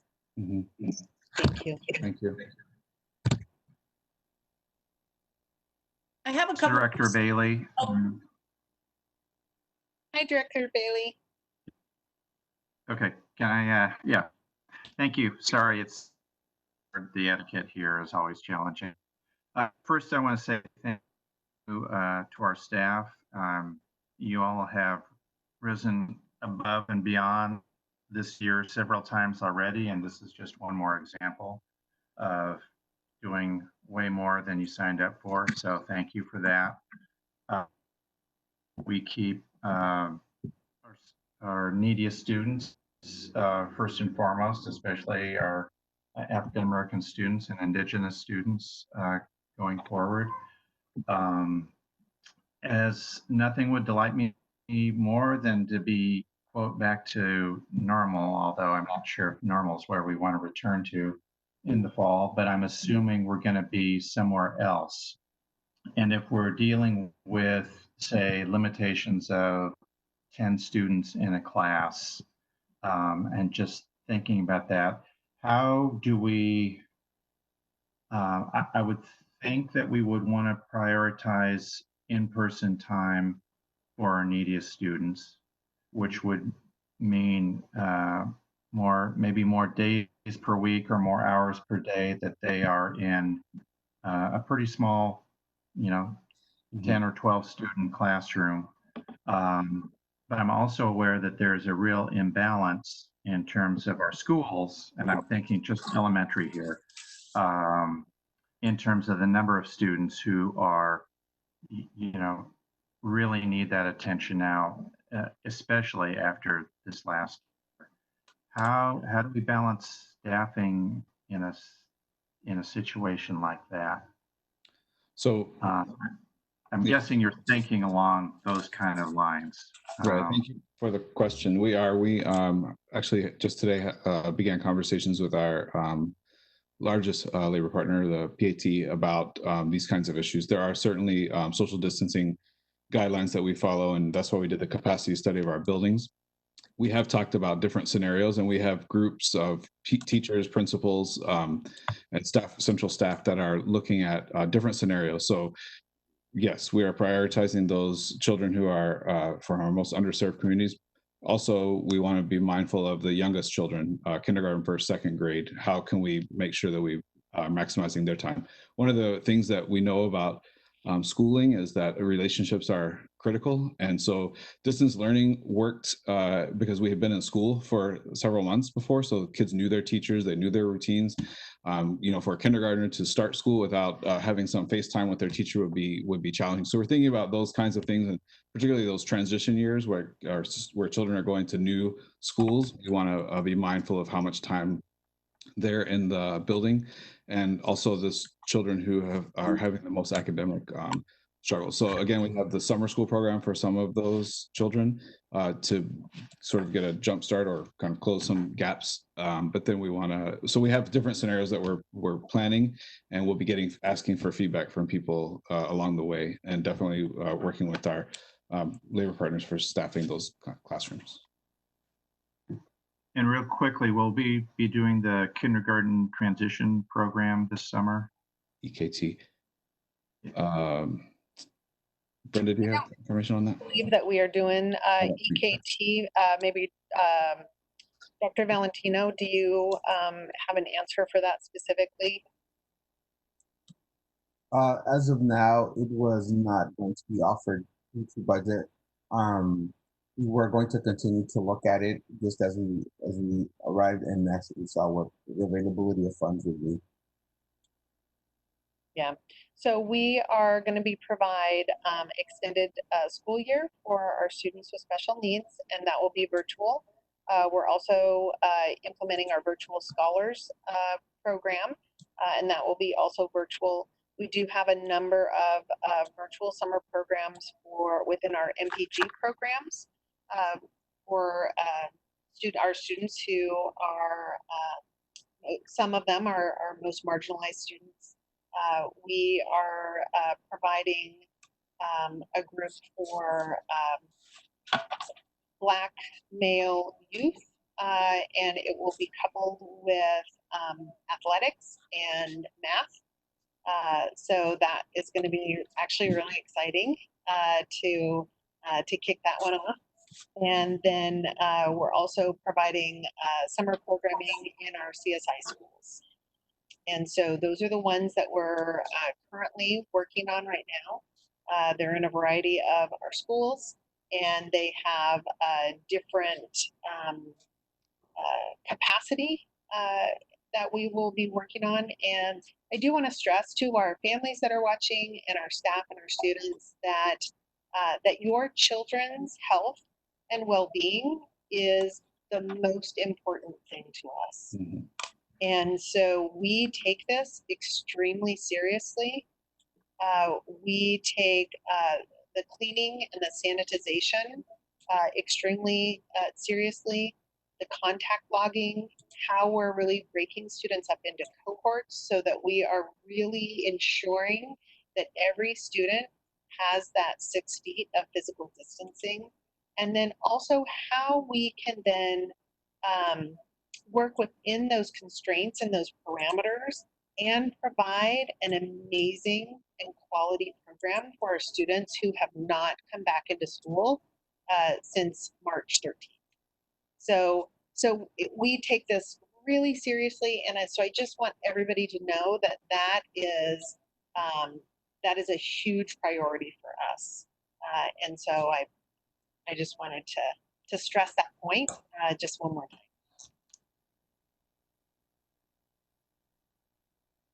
Any other questions for us? Yeah, this is Rita. Can I ask? So I was very pleased to see that you're working with a lot of local partners, and I'm curious what kind of help they are willing and able to offer in terms of both the planning, figuring out what the criteria are, what are the risk factors that you have to mitigate for and all that, but also any practical assistance. This is going to be a logistical nightmare, I'm assuming. So could you talk a little bit more about what kind of really concrete support you're getting from those partners, and what your wish list is? What would you like to get that you're not getting now? Are you gonna make my wishes come true, Director Moore? I can try, but I need to know what they are first. Well, I am happy to provide a wish list. Multnomah ESD and our partners with the Oregon Health Authority have been actually amazing to work with. We have a nursing department there that we contract with. They are partnering with the CDC, and so we get access and support and guidance and consultation through them. Multnomah ESD has also offered additional types of meeting groups, facilitation groups with all of our East County districts that are within Multnomah ESD. Some of those we have participated in. Some of those are really focused on more smaller districts. And being from one of those smaller districts, it was desperately needed. PPS has more resources, so we don't necessarily need all of the supports and guidance that Multnomah ESD provides. So those are the partners that we have been mostly working with. In terms of teleservices or teletherapy, we've also partnered with some of our community mental health partners, and then also with OHSU and Kaiser and a number of other medical providers, so that we can start, once school gets up and running, we can start providing that teleservices, it's not teletherapy, but anyway, you know what I mean. And so those are some things that are in the works, but our primary mission right now is to ensure the health and well-being of our staff, our students, and our families, to make sure that we are providing services and supports to our most vulnerable students, and providing our instructional core so that we can continue to move our students forward. I have a question. Did somebody mentioned earlier PPE, personal protective equipment, and our summer classes and whatever we look like going into the fall, is that something that's provided to staff and students at the district level, or how are we thinking about managing face coverings? The guidance keeps, oh, I'm sorry, Sean, did you mention that? I was just going to say the guidance is changing. As you know, it's starting tomorrow in Multnomah County. Everyone needs to wear a face mask indoors. So we'll be following that guidance from the governor. Children are not always necessarily recommended to wear masks. Children under 12 are not necessarily, that's not a recommendation for them. But there are certain recommendations in the ODE guidance that was released about office staff either providing a face mask or a face shield or plexiglass as you go into stores now and see. So there are various, I would say, iterations of that are coming out. So we'll be monitoring that as we get closer to opening. But the district has ordered and does have in its warehouse, in our warehouse, some PPE that we'll be issuing this summer for our summer programs to make sure that everyone is safe. We're of course going to continue to use disinfectant to sanitize high-touch surfaces. And just as a reminder to everyone, washing your hands for 20 seconds with soap and water is the best defense against this. So we'll be having hand washing stations in our schools, and we'll be providing routine hand washing time for children when they are in school. The additional things that we'll be doing is we are ordering the touchless thermometers for all of our building, although we won't be providing that as our first screen. We will be following the ODE guidance, which is a visual screen.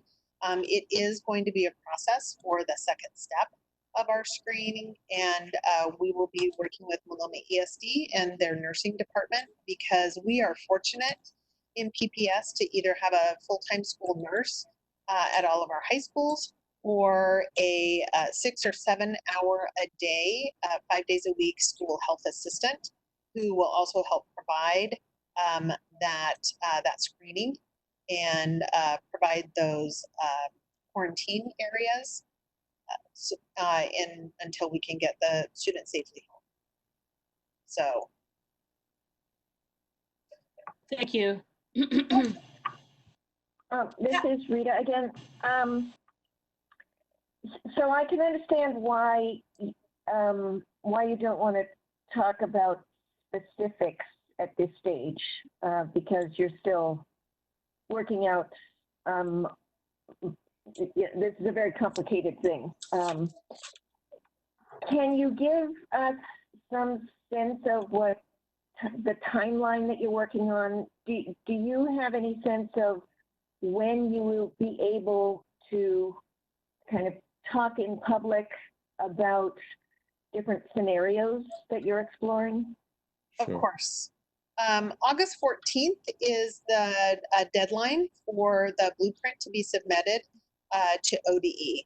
So we have to have everything finalized before August 14th. So we do have a very aggressive timeline for decisions. We have actually started rolling a couple of those scenarios out. We'll be starting to meet on those this week and the first part of next week. Our hope, and so nobody can stick me to this date, but our hope is that July 1st, we will have some a semblance of what some of those scenarios could look like. Not that by July 1st, we will be able to publicly talk about that, because we will still have a number of different groups that need to kind of poke holes at it, make sure that we run it through a number of different types of scenarios, and ensure that it is truly a viable option before we share something like that with the public. We don't want to provide different scenarios that then we end up finding out can't work. And so we want to try to be able to problem solve as many of those potential potholes as possible. And Brenda, is your planning based on the assumption that the school calendar will remain the same, or at least the start date?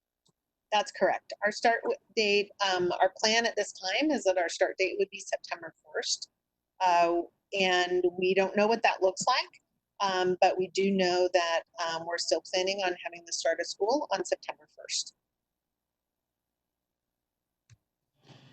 So before we leave, I just want to jump in with just 2 quick points. One, to thank staff for the work that's gone into this so far. It is incredibly difficult work, and I know in my day job we're trying to figure out how we reopen what are mainly office spaces, and that's incredibly complex. And we're not even working on a timeline. We can open in August, we can open in September, we can open in October. It's maybe 10% of the complexity that you're dealing with when you're dealing with schools and lots of different schools and parents and kids and teachers and the entire thing. So it is incredibly complex, and I thank the staff for the work that has been going in, and you will continue to be running probably at 100 miles per hour for the next 2 months at least. And on this point about communication, I really appreciate this balance, and it's really hard to find that balance. I would encourage the district to communicate as much as possible. I think your instincts are probably right. Putting out scenarios that we end up pulling back would be counterproductive, but putting out information that lets people know we are working on scenarios, we're working through this, what the timeline's going to be. Most of the emails I'm getting right now are mostly just parents saying we don't know what's going on. And even if we know that we won't know for another month or another 2 months, like that's somewhat reassuring than just sort of nothing. So I even think, between now and August 15th, when your deadline is, a weekly email could be really helpful. And even if the weekly email says, hey, we spent another week working out scenarios and we're going to continue doing that next week, it at least provides some communication. So yeah, that's what we are doing. We're having a communication plan being developed currently by our team and David Roy. Our plan is to have information to the staff and families at the end of the day on Thursday, starting in 2 days. We did another communication 2 weeks ago that went out on Thursday. So we will start doing that weekly. And our goal is to also on July 1 come out with some sort of a campaign so that you will see a feel of what physical distancing might feel like and look like. You will see what a student might experience when they're going onto the bus, and what it might look like when they go into their classroom. And then also what our physical distancing visuals are going to be, because we do believe that we need to make those consistent for transition and continuity. And so wherever a student is or a staff member is, they know what those signs are to look for in order to make sure that they're either standing at the appropriate place in the elevator, that they're washing their hands before they enter a building, that they are continuing to maintain that physical distancing when they're getting lunch or grabbing their coat. So we're really trying to think of all of those key aspects to ensure success. Thank you. I have a couple questions. I want to just join Director Scott because I'm spending a lot of my time in my professional life with this as well, and it's extremely complicated. And then you add children and youth in it, and it's even more complicated and in a very compressed timeline. I had just questions just in a variety of different topic areas. If we have to revert to a distance learning environment because of either an outbreak or we're in a hybrid where part of the time we're in distance learning environment and the other part in school. I know that this year, just I've heard from a lot of both teachers and parents, just the frustration of not being in their normal environment, and just the challenge of teaching and the challenge of learning or helping your child learn in a distance learning environment. And I'm wondering what lessons we've learned from the last several months that we're gonna incorporate as we pivot forward, and what that might look like, that might be different. Because I think a lot of people were like, hey, we made it through the end of the year, but hopefully if we go back to distance learning, that these three things will be addressed. And I say it wasn't for a lack of effort on whether it was central office staff or teachers or parents trying to help their students. It was just a very different environment. So I'm wondering what lessons have we learned, and what might we change if we find ourselves back into a hybrid or just a plain distance learning environment? Yeah, so we did definitely learn a lot of lessons from our experience. And so the first thing we did was take a survey of our teachers to find out what worked for them, what worked well for them, and what didn't. And we're doing the same thing with families. But we know, we know some of that information already. So one of the things that we are working on is looking at our technology platforms and what are the most efficient platforms for students to access in a synchronous environment, so they can still go into small groups, and they can still, there's some functionality that we didn't necessarily have available in this iteration that we are working on improving. There definitely are, we want to have more consistent rollout of curriculum. So the central office teams are preparing curriculum so that it's readily available. That is a shift that we've made over time, so that those curriculum teams are working on developing that, so that if we do have to go into this state, it won't be something that we're creating at that time. It will teachers have appreciated that in the spring semester. They appreciate having the availability of it, but now we know we can refine those processes some. Also, we have refined our communication tools with parents. We did that sort of midstream this year when we started using Remind as a tool to contact families. So we have some lessons learned from how best to reach students that are hard to reach. So just those kind of communication strategies that we have been refining. And so yeah, I mean there's several areas, and we're still learning more from families. And as Jonathan mentioned earlier, those engagement sessions, some of those topics will be uncovered and explored more, so that we can learn what worked and what didn't work, particularly for families that we did struggle to keep in touch with. So we want to make sure that we're giving those families the tools they need to succeed. So just as a follow-up to that, I know one of the challenges was that the way the state order was set up was sort of discretionary. Right. And I'm assuming as we head into next year, the assumption is we're heading back into learning. It may be in a variety of different shapes, but it's not a discretionary activity. Right. And that's not really a criticism. I mean, it is what it is. Like, we're in a global pandemic. Sure. But there was a feeling of, just like teachers I talked to and parents, of that really sort of took the not pressure, but just there wasn't a big incentive for students to engage. Yeah. So first of all, I'd just say I would really commend our teachers for, we saw a lot of creativity come out in our teaching force. And I think in some ways, some of the lessons that we've learned will actually transform teaching when we go back to what is a regular environment, because teachers have discovered some new superpowers they didn't know they had in terms of using technology to engage students. And so but yes, to your point, you might remember the order changed over time. First, it was just a focus on social emotional learning, and then it changed to, we had another order. So I think now that we're going into this, we'll have more guidance. I think we expect some updated guidance on June 30th from ODE that will further give us some outline. But yeah, I think you would see a different, it's not the same situation. So you'll see a much more probably structured environment than we saw in the spring in some ways. Great. I know there'll be lots of parents and students and staff cheering for that.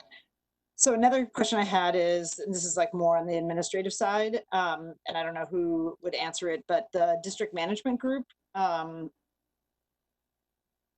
curious what their sort of health expertise is, or what expertise is it that they're providing to this, and what sort of contract we have with them for the services they're providing? So we are contracting with the district management group We do have a contract with them. It is for $12,500. It is to help guide our thinking with a framework. And then what they've helped us do is really be a critical thought partner with us in regards to the teams, which members of the team would work well, how we look at our plans through a different set of domains, how we engage our community and teachers and principals, our board members, parent representatives, culturally specific organizations. So a number of different ways in which we engage different stakeholder groups. And then what is really crucial is that peer review and then the national review, so that we're not just working in our own little bubble, but we're working with our plan and how we implement our plan in relation to a global pandemic. And what the DM group is really able to provide us is that global view, that research and analysis, and then peer partners that are across the country who have experienced different things than we have and have been able to be critical thought partners with us on this journey. And Brenda, is that contract and that process in collaboration with the other 4 school districts, or we have something that's just on our own as well? That is our own contract. So we have not done a contract in consortium. We have each done individual contracts. So while we're partnering with the other 4 large districts, we will align our plans as much as possible, but we also need to understand and incorporate our community voice, our culturally specific providers, and what our traditions and experiences are for Portland. I have a question, Dr. Bird, specifically about what we know about learning loss. And can you just talk a little bit about how you're thinking about differentiating learning for our students that we know need it the most and have maybe suffered the most slide? Sure. So a couple of things. That's one of the reasons we wanted to prioritize summer programming for students that we know are in CSI schools, particularly, as those are schools that are struggling academically. So we'll prioritize some very targeted work with those students in literacy and mathematics. And then moving forward, because of the way school, regular school ended March 13th. So we know that we need to prioritize sort of reshuffling our scope and sequence for next year so that we can, we asked teachers to focus on the most important standards at the end of the year, but we didn't necessarily catch every student. So we want to make sure that every student is kind of level set at the beginning of the year. So all of our curriculum team now is working on reworking those scope and sequence so that they're getting the end of the last year and the beginning of next year. Because as you might imagine, a student in math as a building builds upon a foundation. So you need to make sure those kids have those skills so they can go on to the next level. So there will be some of that differentiation in the curriculum at all levels, but particularly for students that are most vulnerable. That's why we're trying to do some work in the summer as well for them. Thank you. Mm-hmm. Any further questions of staff? Just to echo Director Scott's point, keep us posted and keep our families posted. There's nothing that people are more focused on right now. And we really appreciate just this incredible effort. But that's where the innovation comes too, right? Right. That's right. Challenging times. That's right. Thank you. I'm sorry, I have just one last question because this is something that is like a parent, just like a parent planning question.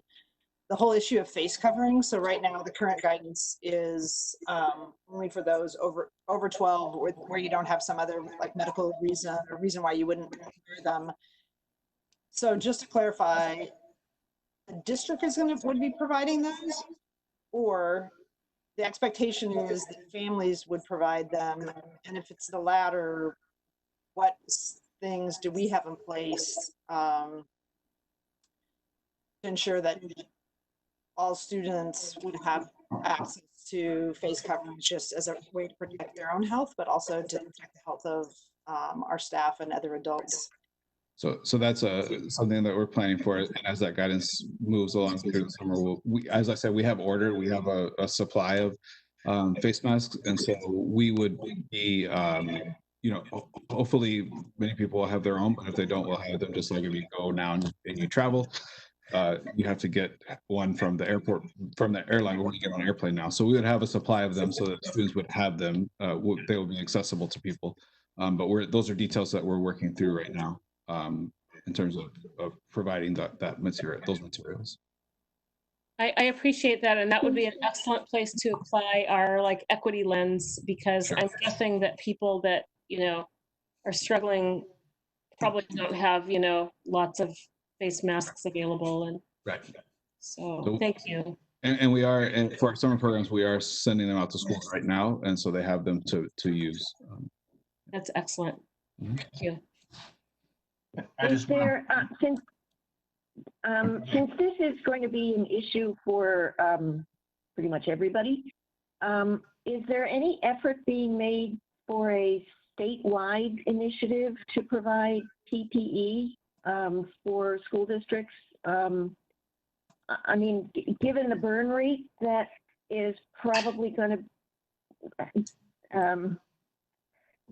be pretty significant, especially when you're looking at kids. Then I think we could have some economies of scale here, both in terms of money and effort. If the state could come up with a system to do kind of bulk ordering for all of this stuff. Are there any discussions of that? If you'd like me to respond, I'm not sure if someone else was going to. Okay. The Oregon Department of Ed, our school finance office, has been in conversation with business managers, and they are working to do a large purchase and for districts across the state. So that is under discussion and in the works. I would like to correct one of the summer programs. Originally, the athletic program for Black male youth was only for our Black males. What we have done is we have expanded that. So it is for both boys and girls. And so I just wanted to correct that information. And what grade levels is that, Brenda? Dr. Valentino, do you want to add the grade levels? Secondary. You're on mute. Thank you. The program is for middle school students who are using the data that Russ had compiled for us, showed that there was a group of students who would benefit from a summer school experience. And while originally it was for Black male athletes, it's been expanded to it's for both male and female athletes, and it's not only for students of color. So I did want to correct that information. I just want to point out again, one of the strengths of our administrative team from the get-go has been systemic collaboration with other districts, and both in Oregon and around the nation. And it just really pays off. Those relationships that have been built is paying off right now. Yeah, thank you for recognizing that, Director Bailey. I think you observed on Monday. Thank you for sitting in as the Chair Constant to get a little bit of insight about basically 100 of the senior leaders in the 5 top districts in the state are collaborating and talking offline in their similar roles.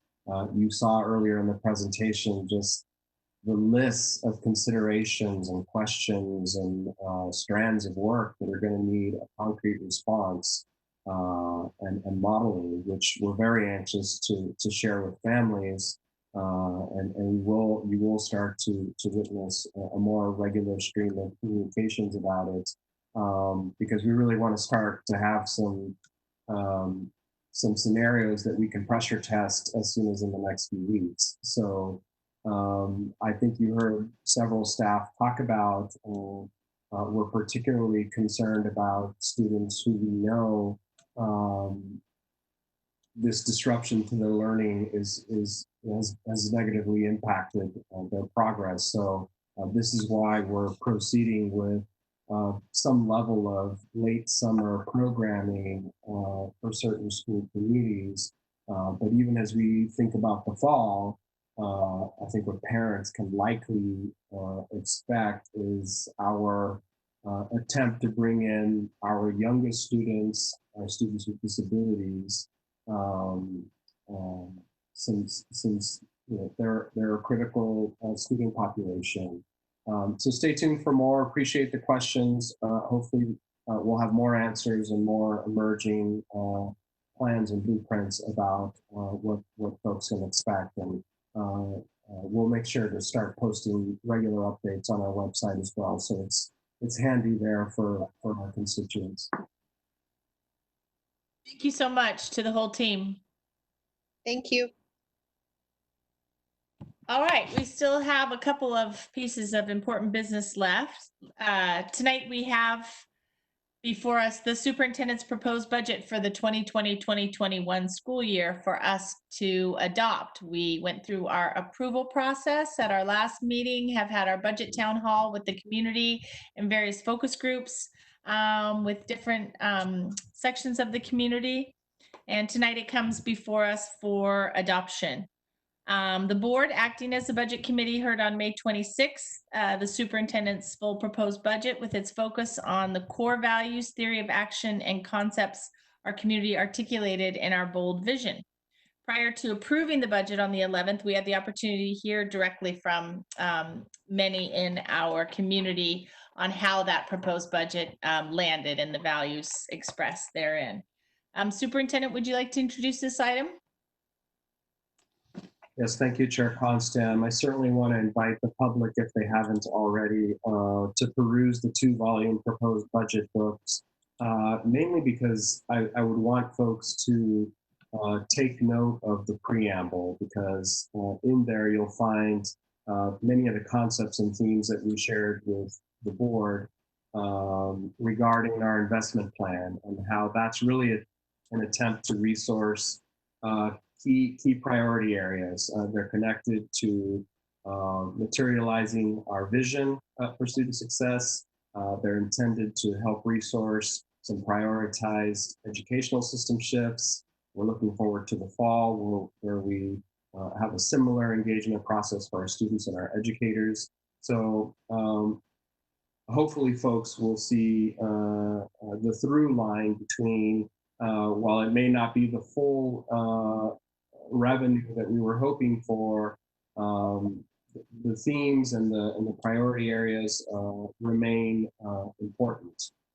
They might be a little bit scaled down from what we imagined. I do want to say upfront a big kudos for a very large group of budget analysts and financial team members and principals who weighed in, and a lot of stakeholders who helped to shape this budget. So I've enjoyed the conversations. For the viewing public who didn't catch the pre-meeting with the Tax Supervising and Conservation Commission, TSCC, we responded to questions they had, which we provide that opportunity on an annual basis for. We're pleased that they voted to certify this budget without reservation. But thank you, Deputy Superintendent Claire Hertz, who who really sort of has been carrying the PPS torch on this. So Claire? Mainly, I just want to call out our budget team who has worked countless hours and led by a new leader, Nicole Basson, who has truly shown incredible new leadership. So I just want to our team. She's worked for us for a while, but she was promoted and has just done yeoman's work. So I just want to call her out and her team that has been supporting all of us. And with that, I turn it back to the chair and look for any questions. Thank you so much. We'll get this motion on the table. The board will now vote on resolution number 6135 to impose taxes and adoption of the 2020-2021 budget for School District 1J, Multnomah County, Oregon. Do I have a motion? This is Director Lowry. I so move. Second. Second. Go ahead, Scott. Lowry moves, and Director Brim Edwards and Director Bailey second the motion to adopt resolution 6135. Ms. Bradshaw, do we have any public comment on resolution 6135? Yes, we have Grace Groom. Great. Welcome. Thank you. Thank you, Superintendent Guerrero and school board members for hearing my testimony tonight. I'm sorry I didn't testify earlier. I am a mother of 2 PPS students and have the honor of serving as a second grade teacher at Markham Elementary. So you know how fast and furious this budget time has been. I was rather busy, but I did want to testify tonight just to thank you all for prioritizing our most underserved students with this budget. Some of the shifts made in the budget will make a big impact in the students' lives and create more equitable learning opportunities. One of the shifts in the revised budget since COVID is very concerning, however, and that is the shift. That shift is the cuts to funding our K-5 classroom teachers.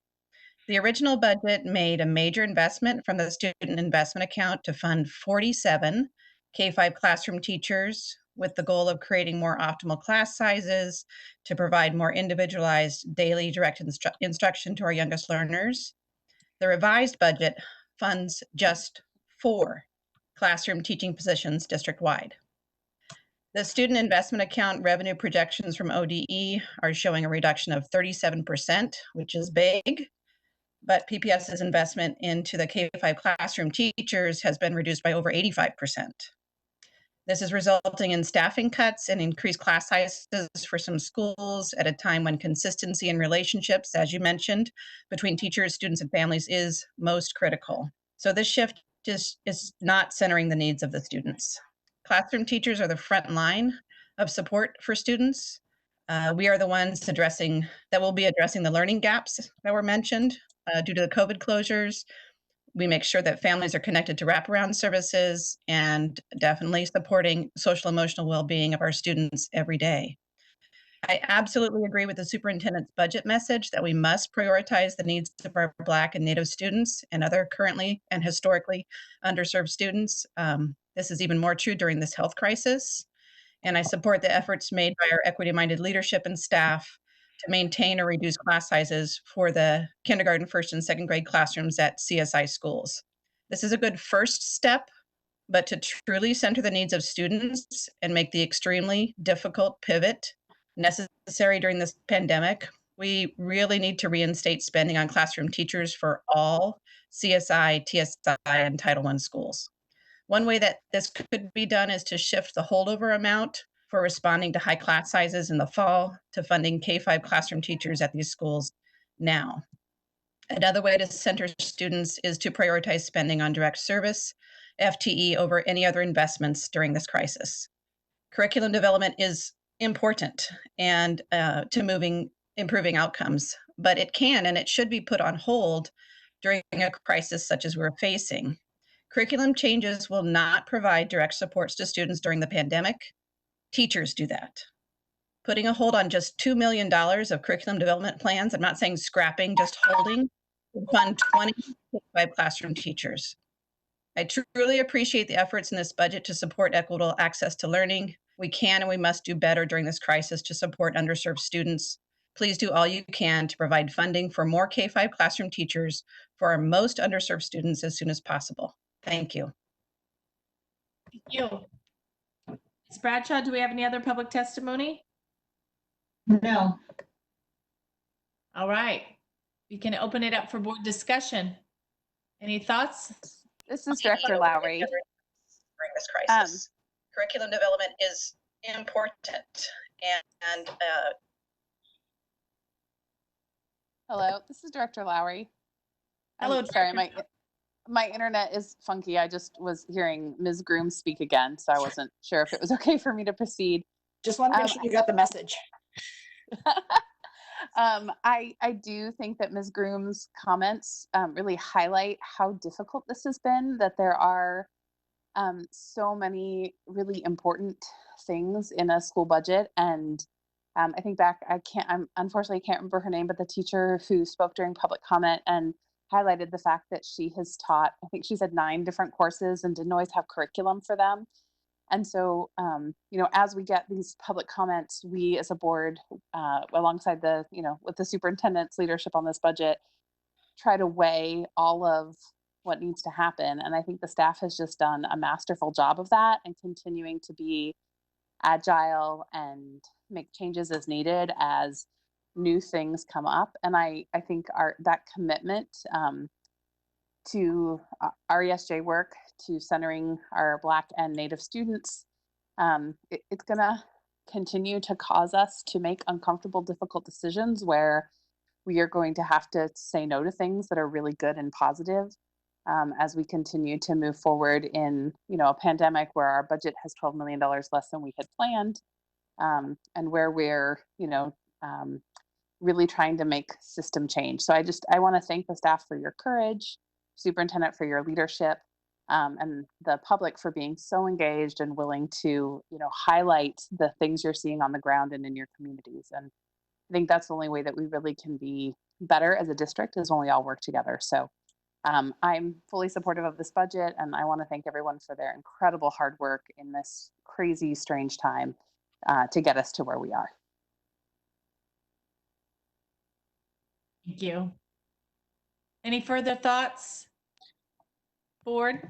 I have some questions, but I can go, so other people can go ahead. Go ahead, Director Brim Edwards. No, I mean, people can go ahead. I've got some questions I can ask after other people speak, so go ahead. No, go ahead. Okay. Just might pull them up quick. So there's been, since the last meeting, there's been a fair amount of questions from the community about what was in and what was out of the additional funds for the SAA funds that we originally had 39, then it moved to 25. So it was still an increase, but not the increase we thought it was. And there was a document that walked through the initial set of investments, literally line by line, and then the adjustments that staff had made, again, using the filter of the emergent strategic plan and the racial equity lens. And this is maybe a question for Claire, just like where people can find that so people can understand, because I'm still getting questions about like, how do you know what's in or what's out? If you were in the 39 and you're still in the 25, and a lot of community partners are trying to figure out where they are. So maybe Deputy Superintendent Hertz can share like where people could find that information if they were in the original number, where we are now. I think it's posted, but I'm not sure, and I just want to make sure that we're able to point people to a place to at least they'll have the status of where we are right now. It may change, but there are 3 places. One is on our board meeting materials. Each time we met about budget, there are attachments for each one of those meetings. We also have a budget page that has materials from throughout the whole budget process. And there's also the CBRC, the Community Budget Review Committee's webpage. It also has materials that we've shared with them. And most of the things that we've shared with the board, we've also shared with the CBRC. So, and all of it is on the budget page. So there are 3 places to look. Awesome, thank you. And just as to further follow on, because I think everybody knows it's going to be a little bit bumpy over the next couple months, potentially with the legislature and our funding, further adjustments, like if there are community partners who are part of that, still part of the existing funds, if we change, there'll be transparency and people will understand if we have to make further adjustments, that'll be all transparent and public. Absolutely. We plan on working with our community and our board as we revise budgets if needed, as needed. Great. I know that's really appreciated. So I had another question, and I think this is for the Chief Human Resource Officer, Sharon Reese. So there had been, I'd asked a question earlier about annual evaluations. Sorry, I can. Can I go ahead? Oh, there she is. So I'd ask a question about evaluations for central office non-represented staff, and the question had been answered that because of everything that had happened, that it wouldn't be, the evaluations wouldn't be done until a future date. And I'm just wondering if you can expand on that, because I know we were trying to get into a practice of, over the last couple years, of shifting into the annual evaluation cycle and sort of performance management as a performance improvement tool. Yes, absolutely, Director Brim-Edwards. This is Sharon Reese, Chief of HR, and I'm happy to address that question because performance evaluations are an important tool in both employee development and accountability. So what we looked at in determining to extend the evaluation deadline, which would typically be June 30th, so it would be 7 days from now, if you recognize that we needed to prioritize the needs of functioning and emergency operations, that our entire employee workforce shifted what planned performance goals were due to the pandemic conditions, that our entire workforce had a major shift in what their work expectations were, which were very much upended when we completely changed our operations due to COVID-19, right?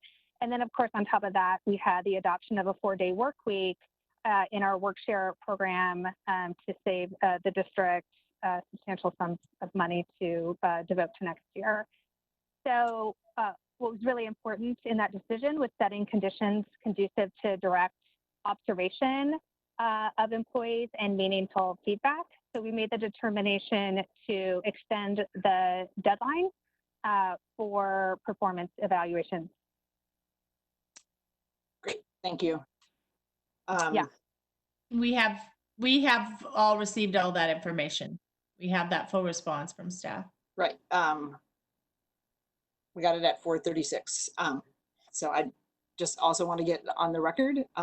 It was also subject of the audit. So the other question, and I guess I'm also going to just say, generally, we didn't have a lot of time in public discussion about this budget because of just the schedule. So I think especially as when we're heading into a pretty difficult economic climate, it doesn't hurt to have a public discussion about the contents of a $780 million budget.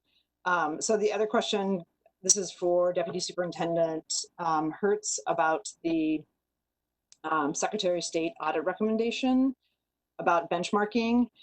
And they had a recommendation about benchmarking to identify potential savings area and spending changes just with peer districts. And I'm wondering if you could speak to that. It sounds like while we had a very condensed budget process, that wasn't part of the public budget process, but how that was utilized internally and how it might be utilized externally going forward? So we have a tool that allows us to benchmark all the data that we submit budgetarily, financially, staffing. There's a statewide database from all school districts. So we have a tool that extracts that data and we can do comparison with peer districts. And so it's something that we utilize as a tool when we're wanting to compare whether it's salaries or FTE or class size or student achievement. There's a lot of data there that we utilize, and we do benchmarking as we look at where, especially as we're looking to make investments or reductions, we want to understand where we are in comparison to our peers and our dollars per student spent. And so that's a tool that we use internally to just get a sense of where we are as a district compared to others. Now, having said that, it's not always, when you look at our building maintenance costs, they're much higher than other districts because we have smaller schools than others. So you can't always take it, just for exactly what it is. And our schools are also some of the oldest, so many that are over 100 years old. So, but benchmarking is certainly a tool that we use. And in this coming year, because we have some uncertainty with the economy, I've been working with the board leadership to move our quarterly financial reporting more to more of a presentation mode in sharing concepts with the board about what we need to do short-term and long-term in order to make it through this recession and recovery period. So we can certainly bring some of that benchmarking information to the board in those sessions as well. That would be super helpful. Today, the just example of the comparison on the transportation on a really large contract that we had, to see the comparison of the PPS vis-a-vis Hillsborough was a useful tool. So I had one other question for you, Deputy Superintendent Hertz. When we voted on the budget approval, there was a discussion about out of district travel. And since that last meeting, there's been some changes in that budget. And can you share what they are? Since we had a discussion about it before, but there's been a subsequent change. Sure. So we made a change to put a notice out to staff that between now and December 31st, we will continue to keep travel to a minimum. And so with restricted travel, then we have also reduced half of our travel budget out of next year's budget, and included that in our reductions to balance the budget. Great, thank you. And I just have one last question for the Chief Human Resource Officer. We also had a question just generally about pay for non-represented staff. And maybe you could just share what sort of the structure going forward we're going to be using for making those decisions, and how it links to the evaluation, if it does links to the evaluation schedule. Yeah. So we've been looking, of course, at a number of cost-cutting measures for months now. As we've spoken about frequently at the board meetings, and since we're our service organization, we're very cognizant of the fact that 82% or so of our budget is in salary and benefits. And so, of course, we've implemented the 20% reduction in the work week furloughs. We've reduced vacancies, we've reduced layoffs, or we've done some layoffs. And one of the things that we've been holding on to as a possibility is what happens with non-represented salaries. There are two ways that employees get increases. One is steps, so that's moving up the salary schedule based on years of service. And then the other is a cost of living increase. And those are two different assessments about whether or not to hold those in abeyance. With step increases, there are issues of pay equity, especially under the Oregon Pay Equity Act. And then there is, of course, concern about continuing to stay competitive in our market. So with a COLA, COLA increase is slightly different, right? That's a cost of living. And so, of course, we look at what the market conditions are for employees in our current economy. So we are planning on moving forward with step increases, and we are holding the decision about COLA increases for non-represented staff in abeyance until we have a little bit more information, probably in the next quarter, regarding what our long-term budget is. So we're planning to announce this to employees this week, but that is where we are landing on that decision. I do want to note, because this has been an issue of interest to the public, that what that means is for our senior leadership, they are not on a step schedule. So senior leadership would only get increases through the COLA process. Thank you for the explanation. Yeah. Thank you. I have a question that's going to be a little bit unpopular, but the city of Portland has just frozen all cost of living increases for this upcoming budget year, and also for non-represented staff, any merit increases. And so I'm wondering if we know what the total of that is going into next year for this budget. Like, do we have a dollar figure associated with what those COLA increases are and what those step increases are totaled? Yes, we do. If you give me a moment, I'll look them up. Director I will Moore, you add can it put that Deputy. question as well.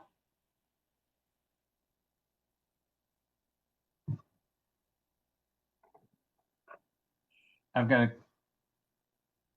a question or two. First of all, don't hurt me, but inflation is currently slightly negative right now in terms of cost of living adjustments. That was an economist joke, so nobody gets my humor. I want to thank you for thank you, Jonathan. Okay. The detail that we got today, and I had a question on it's the very first function, it's the function code sheet, and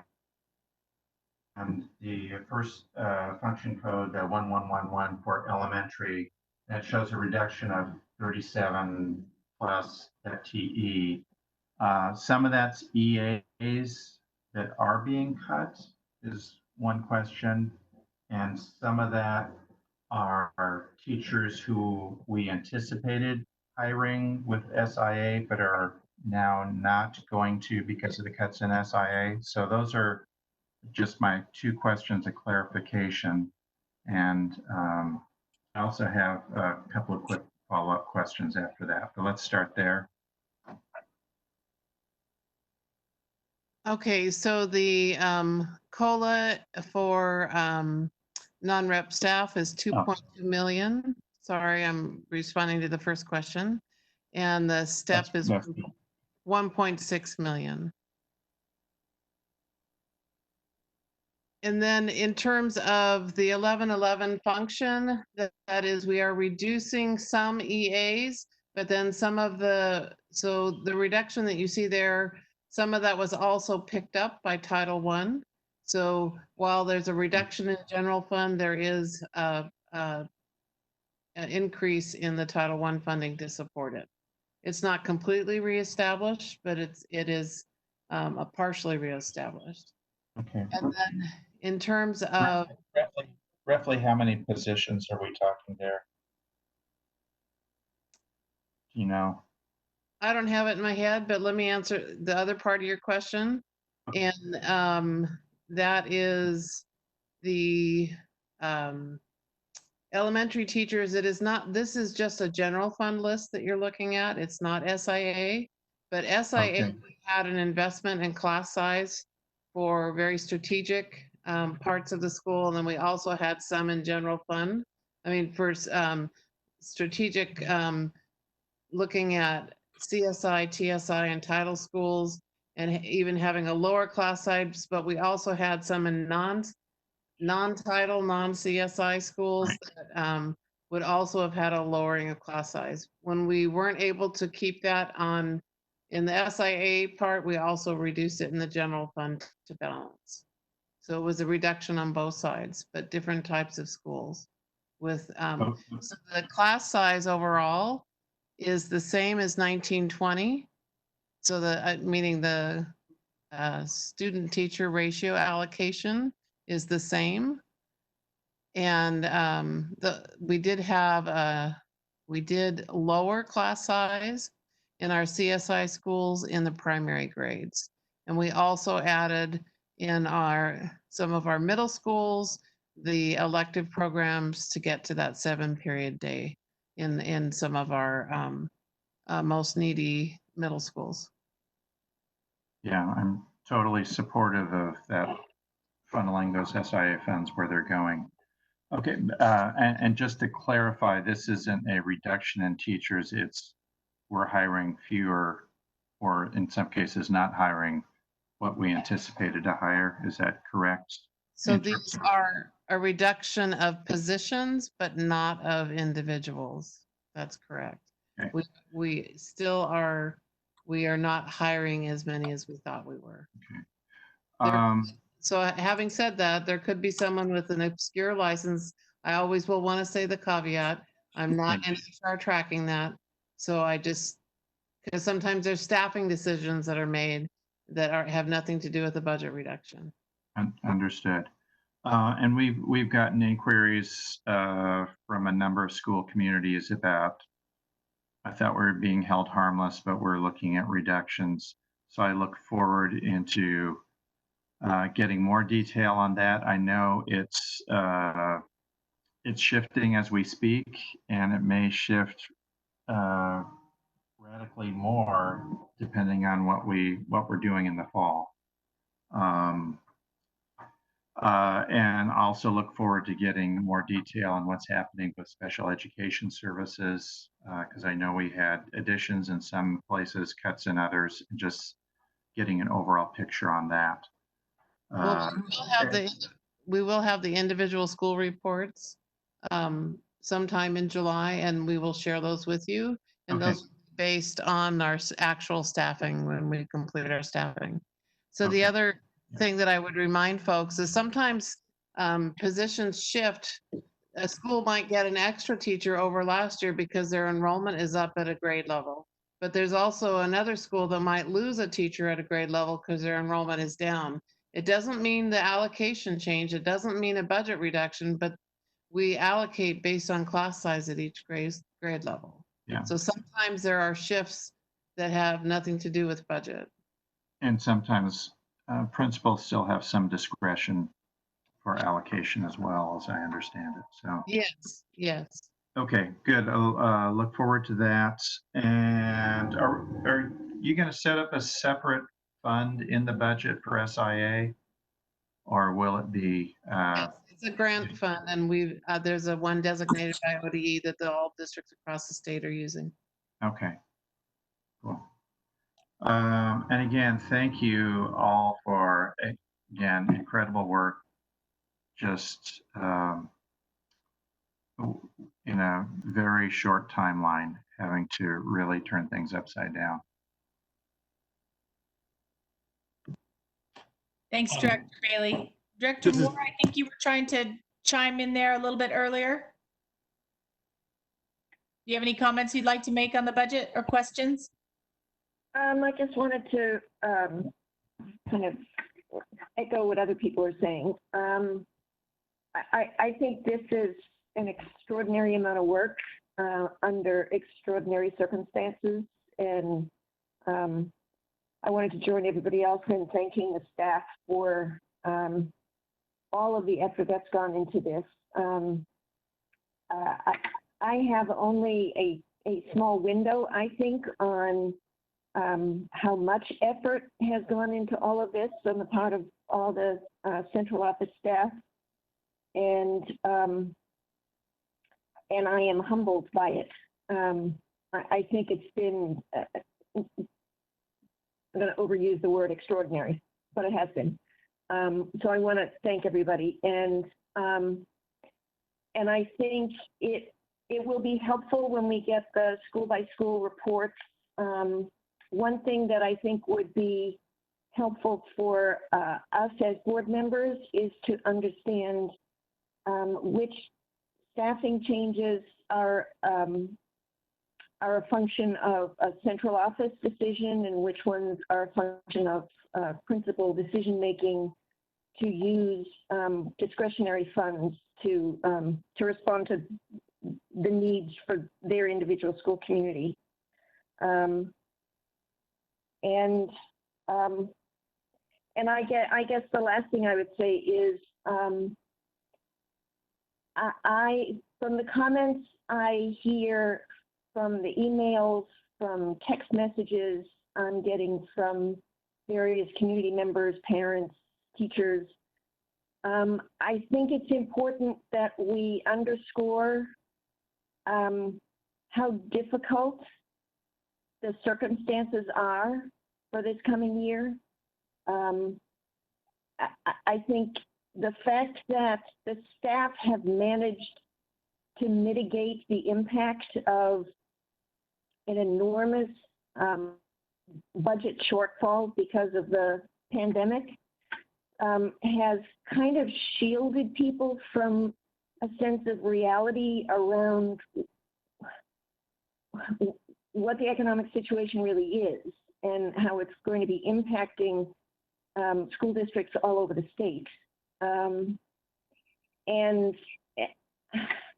so I want to thank the staff for figuring out how to do all of that mitigation. But I think the downside is that we haven't done as good a job educating people about the kind of situation that we're going to be facing in the next couple of years, at least couple of years.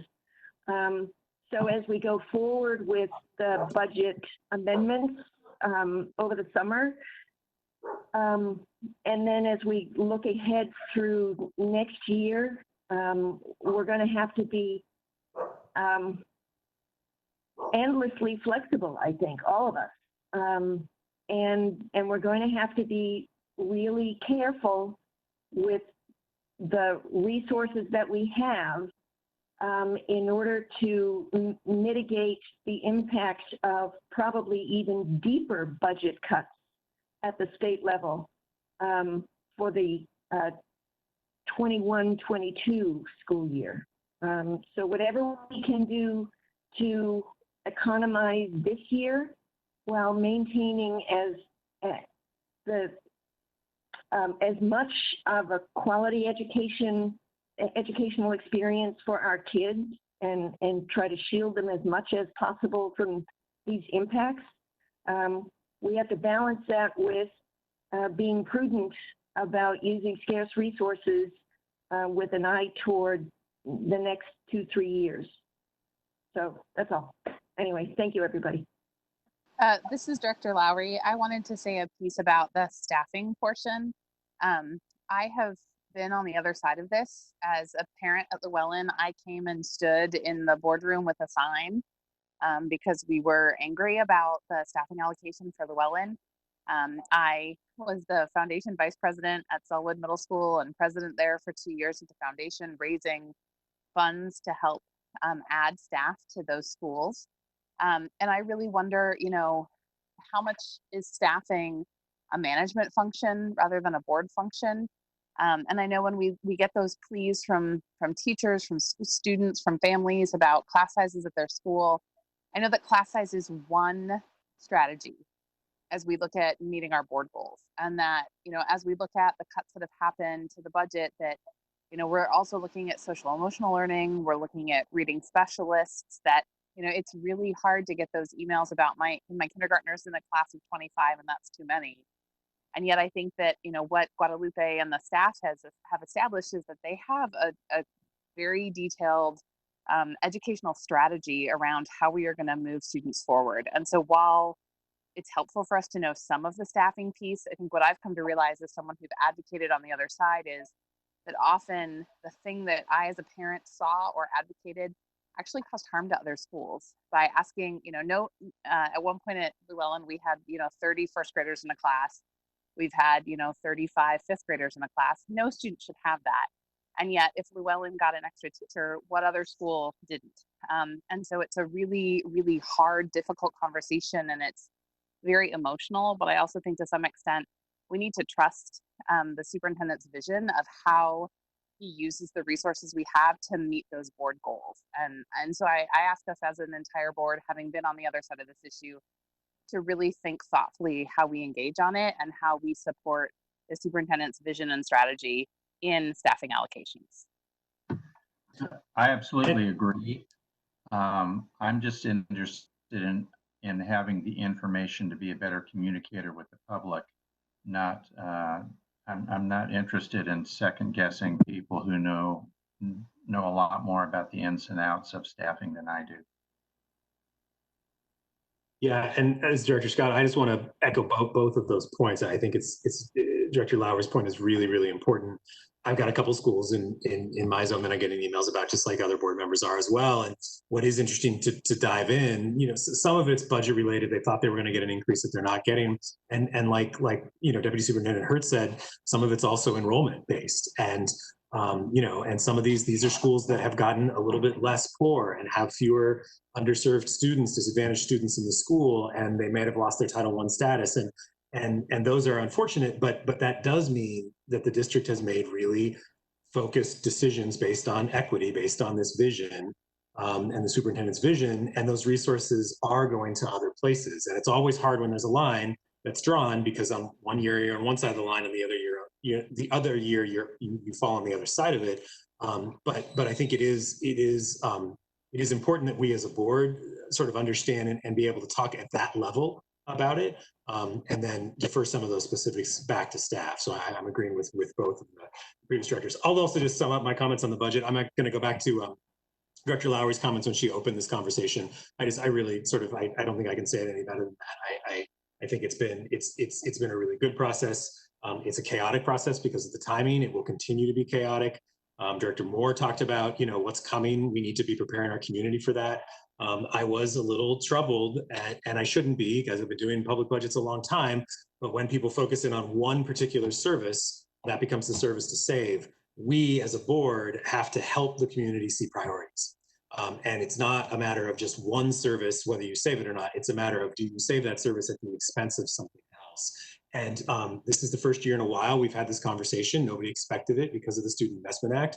We are having it, but we're going to have it again for 21-22 and again in 22-23. And I just hope we as a board can do what we can to communicate with our constituents and with the public around what's coming, so we can have a really thoughtful conversation about how to prioritize and continue moving forward on the district's vision. So thanks to the superintendent and staff, and I appreciate the effort so far, and more discussion to come.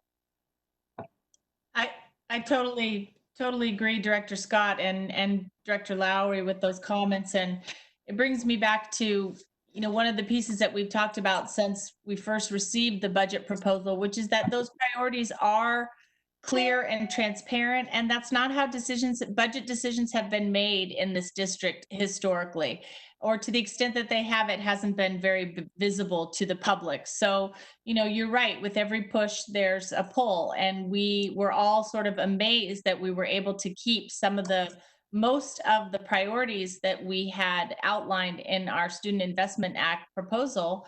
We were able to keep most of those things in place. So our school psychologists, our counselors, our social emotional supports, our commitment generally to mental health services for our kids. Those are historically things that were considered supplemental to the core work and to the staffing, the classroom staffing. And I think when we're able to see it in terms of the broader vision, they're not supplemental at all. They're in service to addressing our historic achievement gaps and opportunity gaps. And they're also really focused on our children's overall well-being.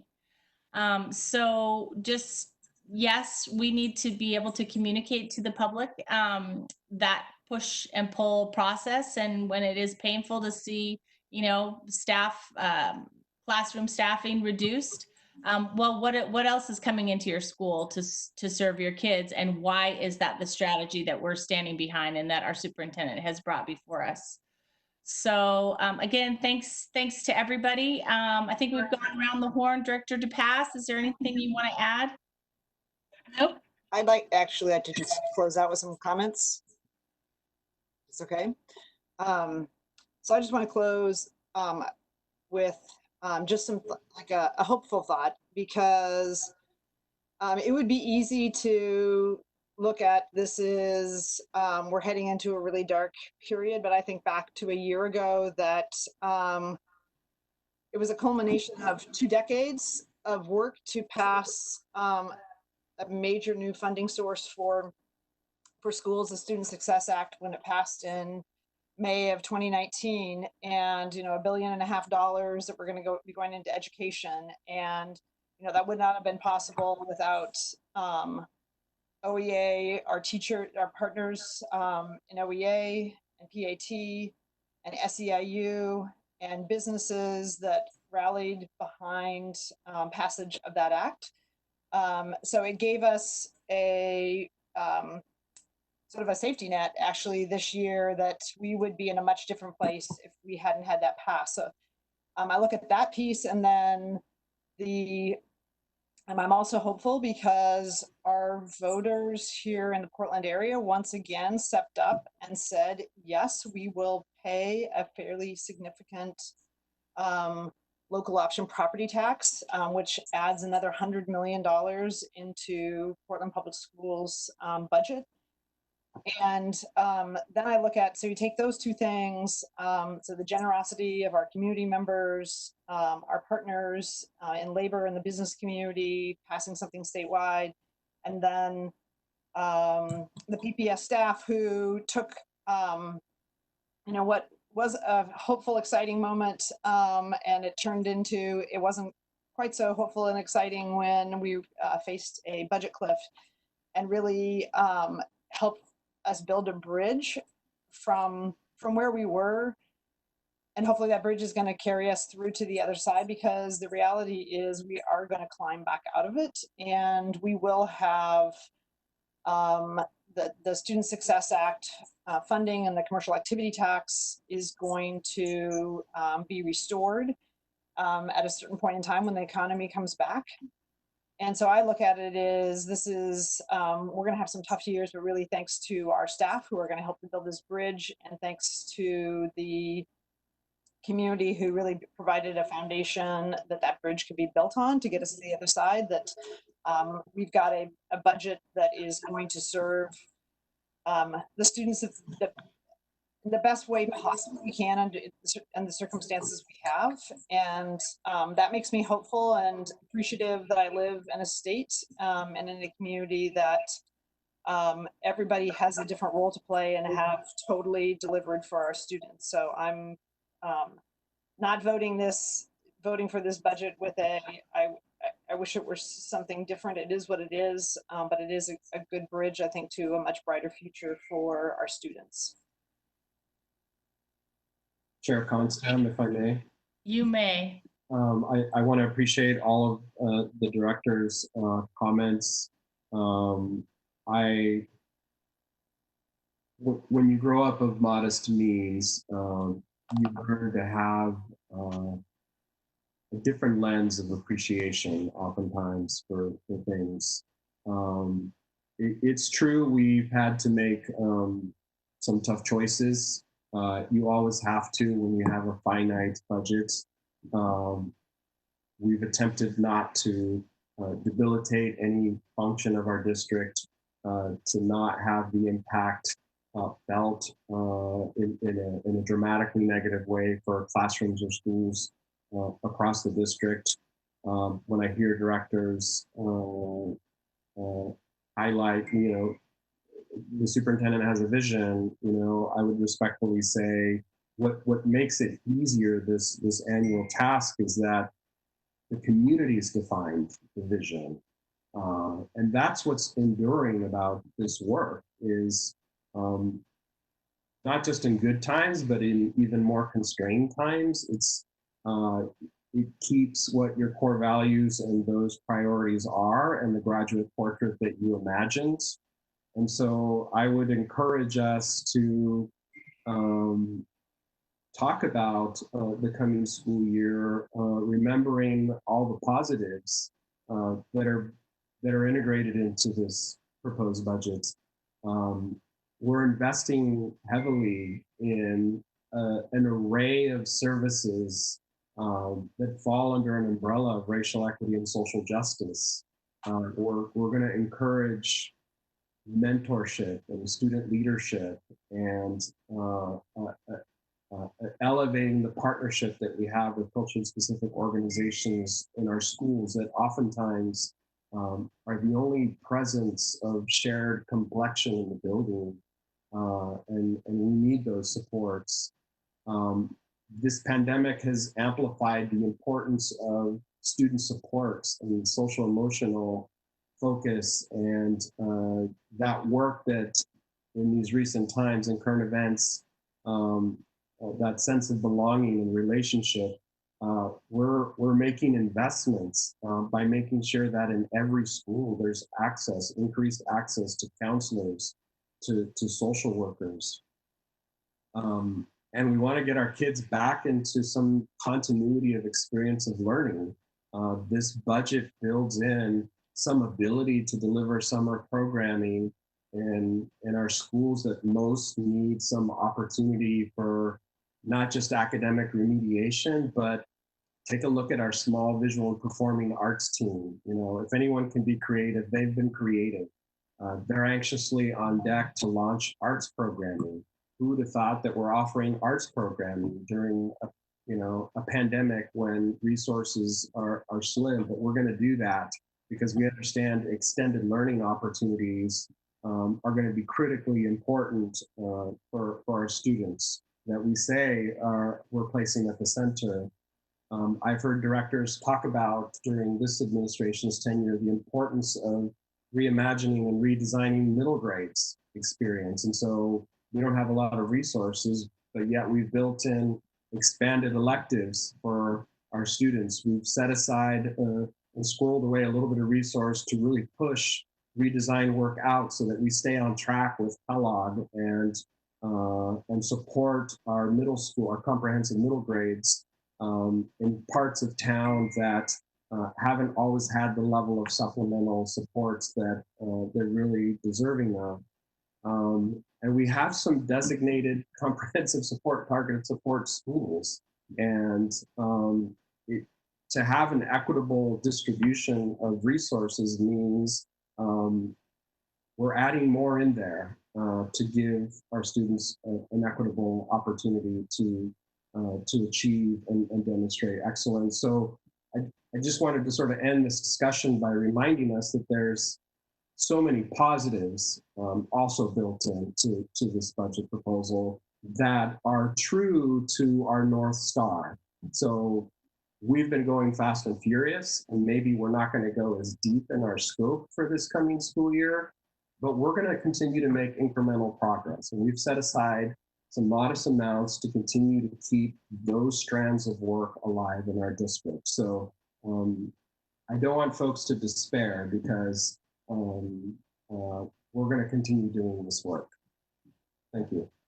And one more mention, again, just to thank the staff, but we wouldn't be in this position if the broader community and our stakeholders didn't understand that we're trying to keep the torch of this vision on fire. And were it not for the labor partnership that allowed us to preserve resources, we would be talking about a lot more cuts and a lot of reduced positions. And so I'm thankful to all of our labor partners, non-rep central administrators. We've done our part. And so that's permitted us to keep our students at the center. So I just wanted to express gratitude and recognize that they played a role in this. And I think you heard some of them express that they were rather surprised because it hasn't been their experience in the past when times get tough. So thank you. Thank you so much, Superintendent. And thank you again, Deputy Superintendent Hertz, for so capably leading this whole process. The board will now vote on Resolution 6135 to impose taxes and adoption of the 2020-2021 budget for School District 1J, Multnomah County, Oregon. All in favor, please indicate by saying yes.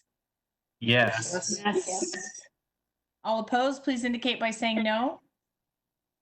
Any abstentions?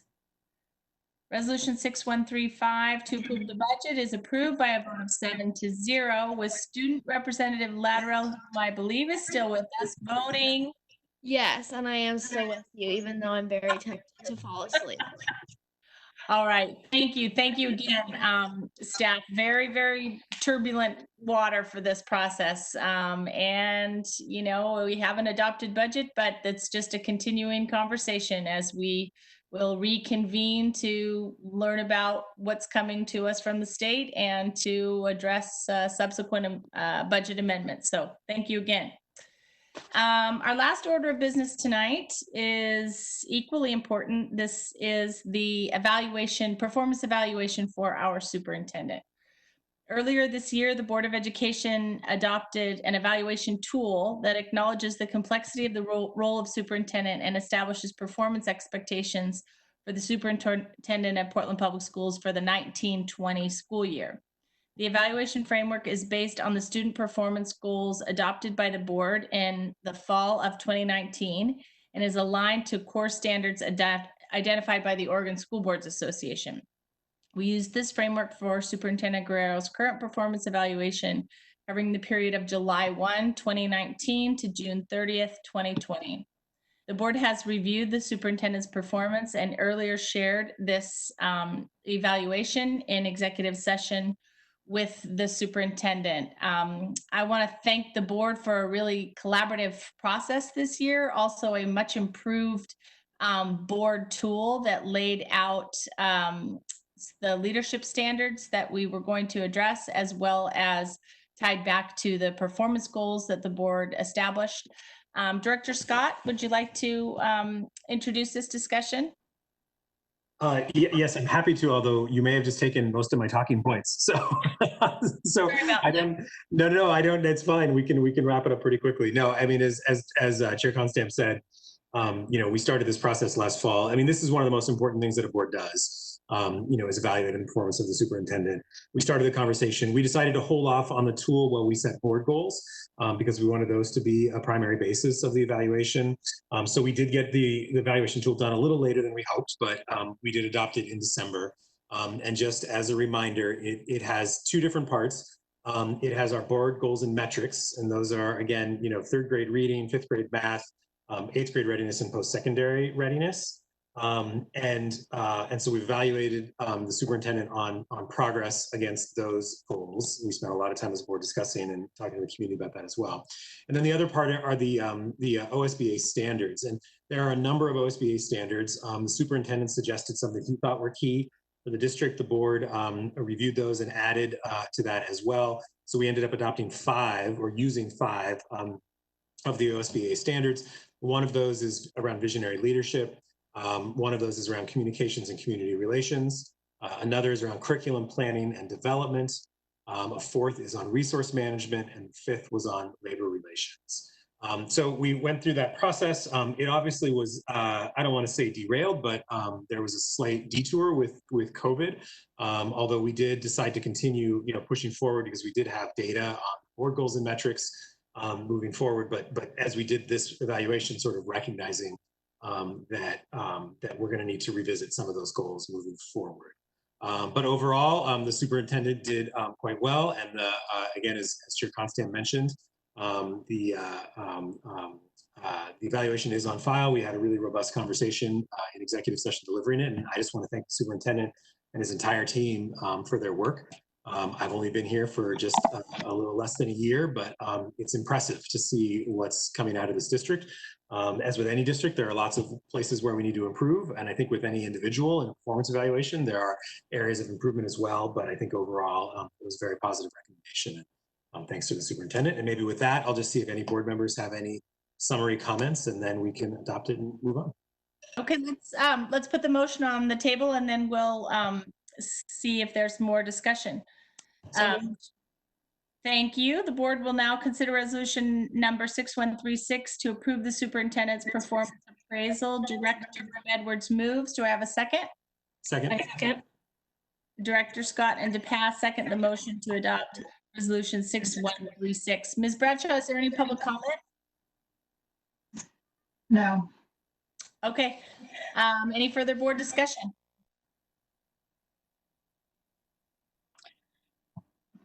I'll just say, well, this isn't necessarily tracking the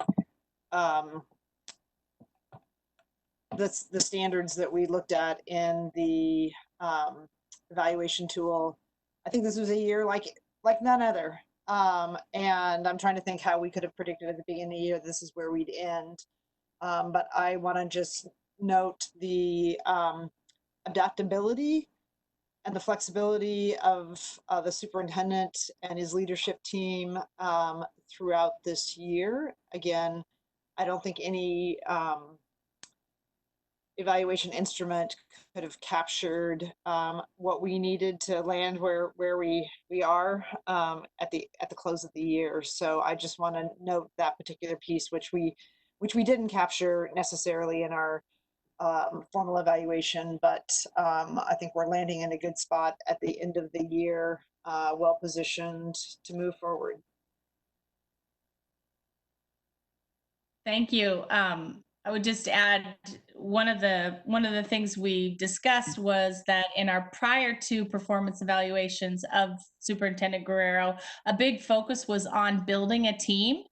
That he has reconstituted the entire senior leadership team, and so that's been a huge push for the first 2 years. And so I think, with the exception of Dr. Brown and Dr. Bird, we had this whole team comprised until those two late add all-stars. And to that point, I think we have all commented that with the unprecedented challenges of moving instantaneously to remote learning, we've been so grateful for this team that's in place and for the leadership, because to imagine having to adapt to that and having to continue to serve our students without having the type of professionals that we have on board and the type of leadership is just was really unfathomable to all of us. And that was a thread that we discussed in our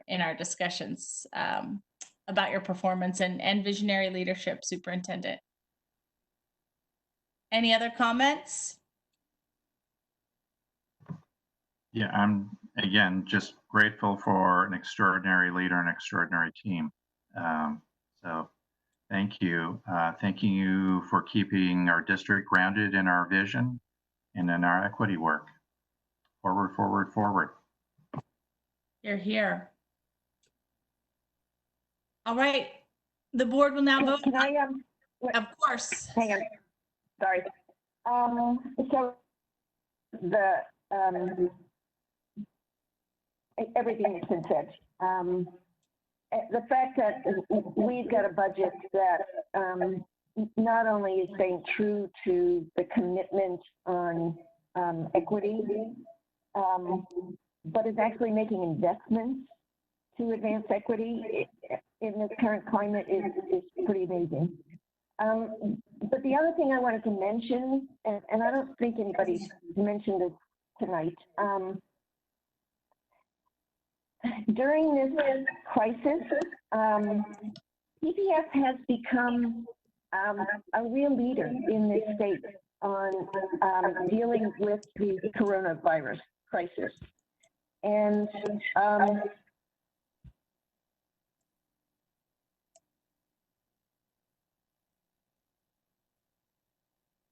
Maybe not in technology. Rita, we lost you there for a bit. Sorry. I was getting a lot of feedback, so I was trying to fix the feedback. But anyway, so I don't know where I lost you. PPS has, in this coronavirus crisis in this state, and I don't think we mentioned it enough. I don't think we acknowledge it enough.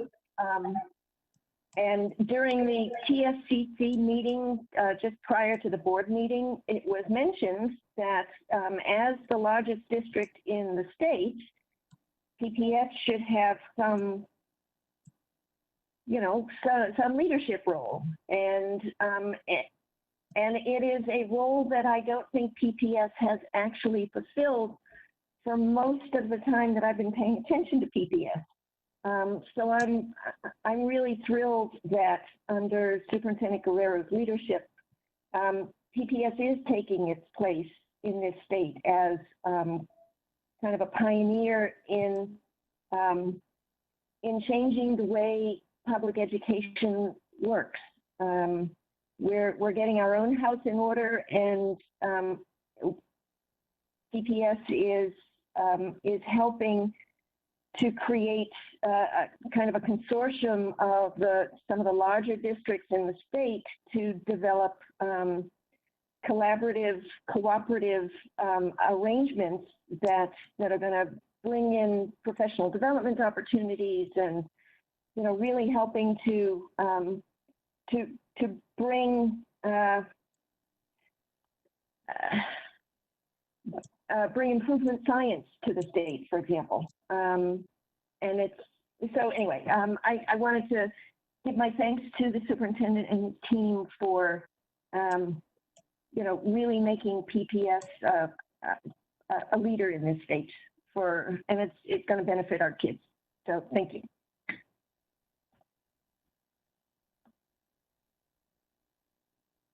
Hear, hear.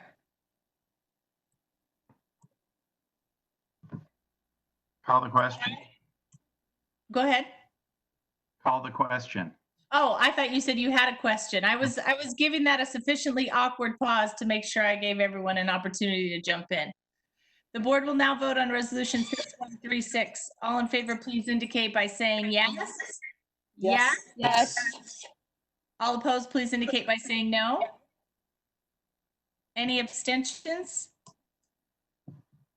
Resolution 6136 is approved by a vote of 7-1. And Ms. Large, does Maxine vote on this? I don't think so, because it's a personnel matter. But Maxine, when we were discussing this in executive session, if you want to send him a parting email, I'm sure it would be welcome. Okay. All right. Thank you, everyone. The motion is approved by a vote of 7-0. Suffice to say, we feel extremely grateful for your leadership of the district, Superintendent Guerrero. Thank you, Chair Constam, and I've said it to the board previously, and I can't say it enough. Any successes, any growth that we've experienced, it's due to the talented team that you see on the screen. So it's their tireless work. If there's any area that we've fallen a little short or not been up to par, I'll take sole responsibility for that. But it really is an acknowledgement of a lot of dedicated work. So we'll be sure to, as we always do, in my vulnerability and transparency, we'll digest the document and we'll make a learning session out of it and see how we can continue to grow. So thank you for your partnership and support. And the document will be posted with our board materials as well and provided to the public. Okay, we're just about done. We have one last item, which is, I believe we have a committee report from the policy committee. Director Moore.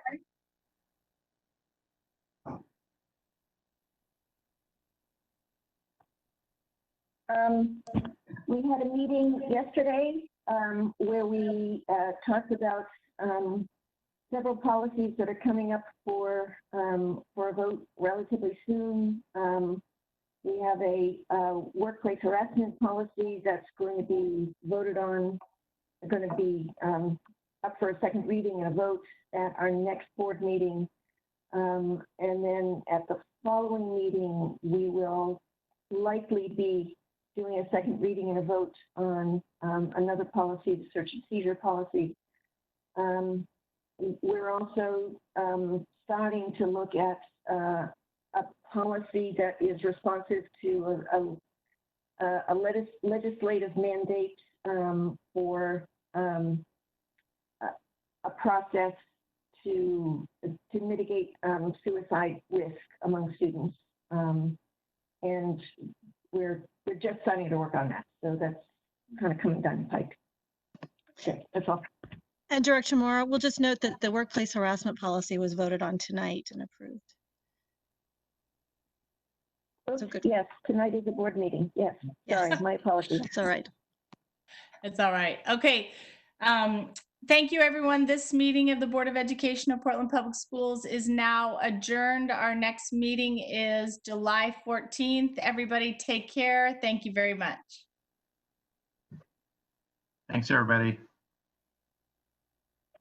Good night.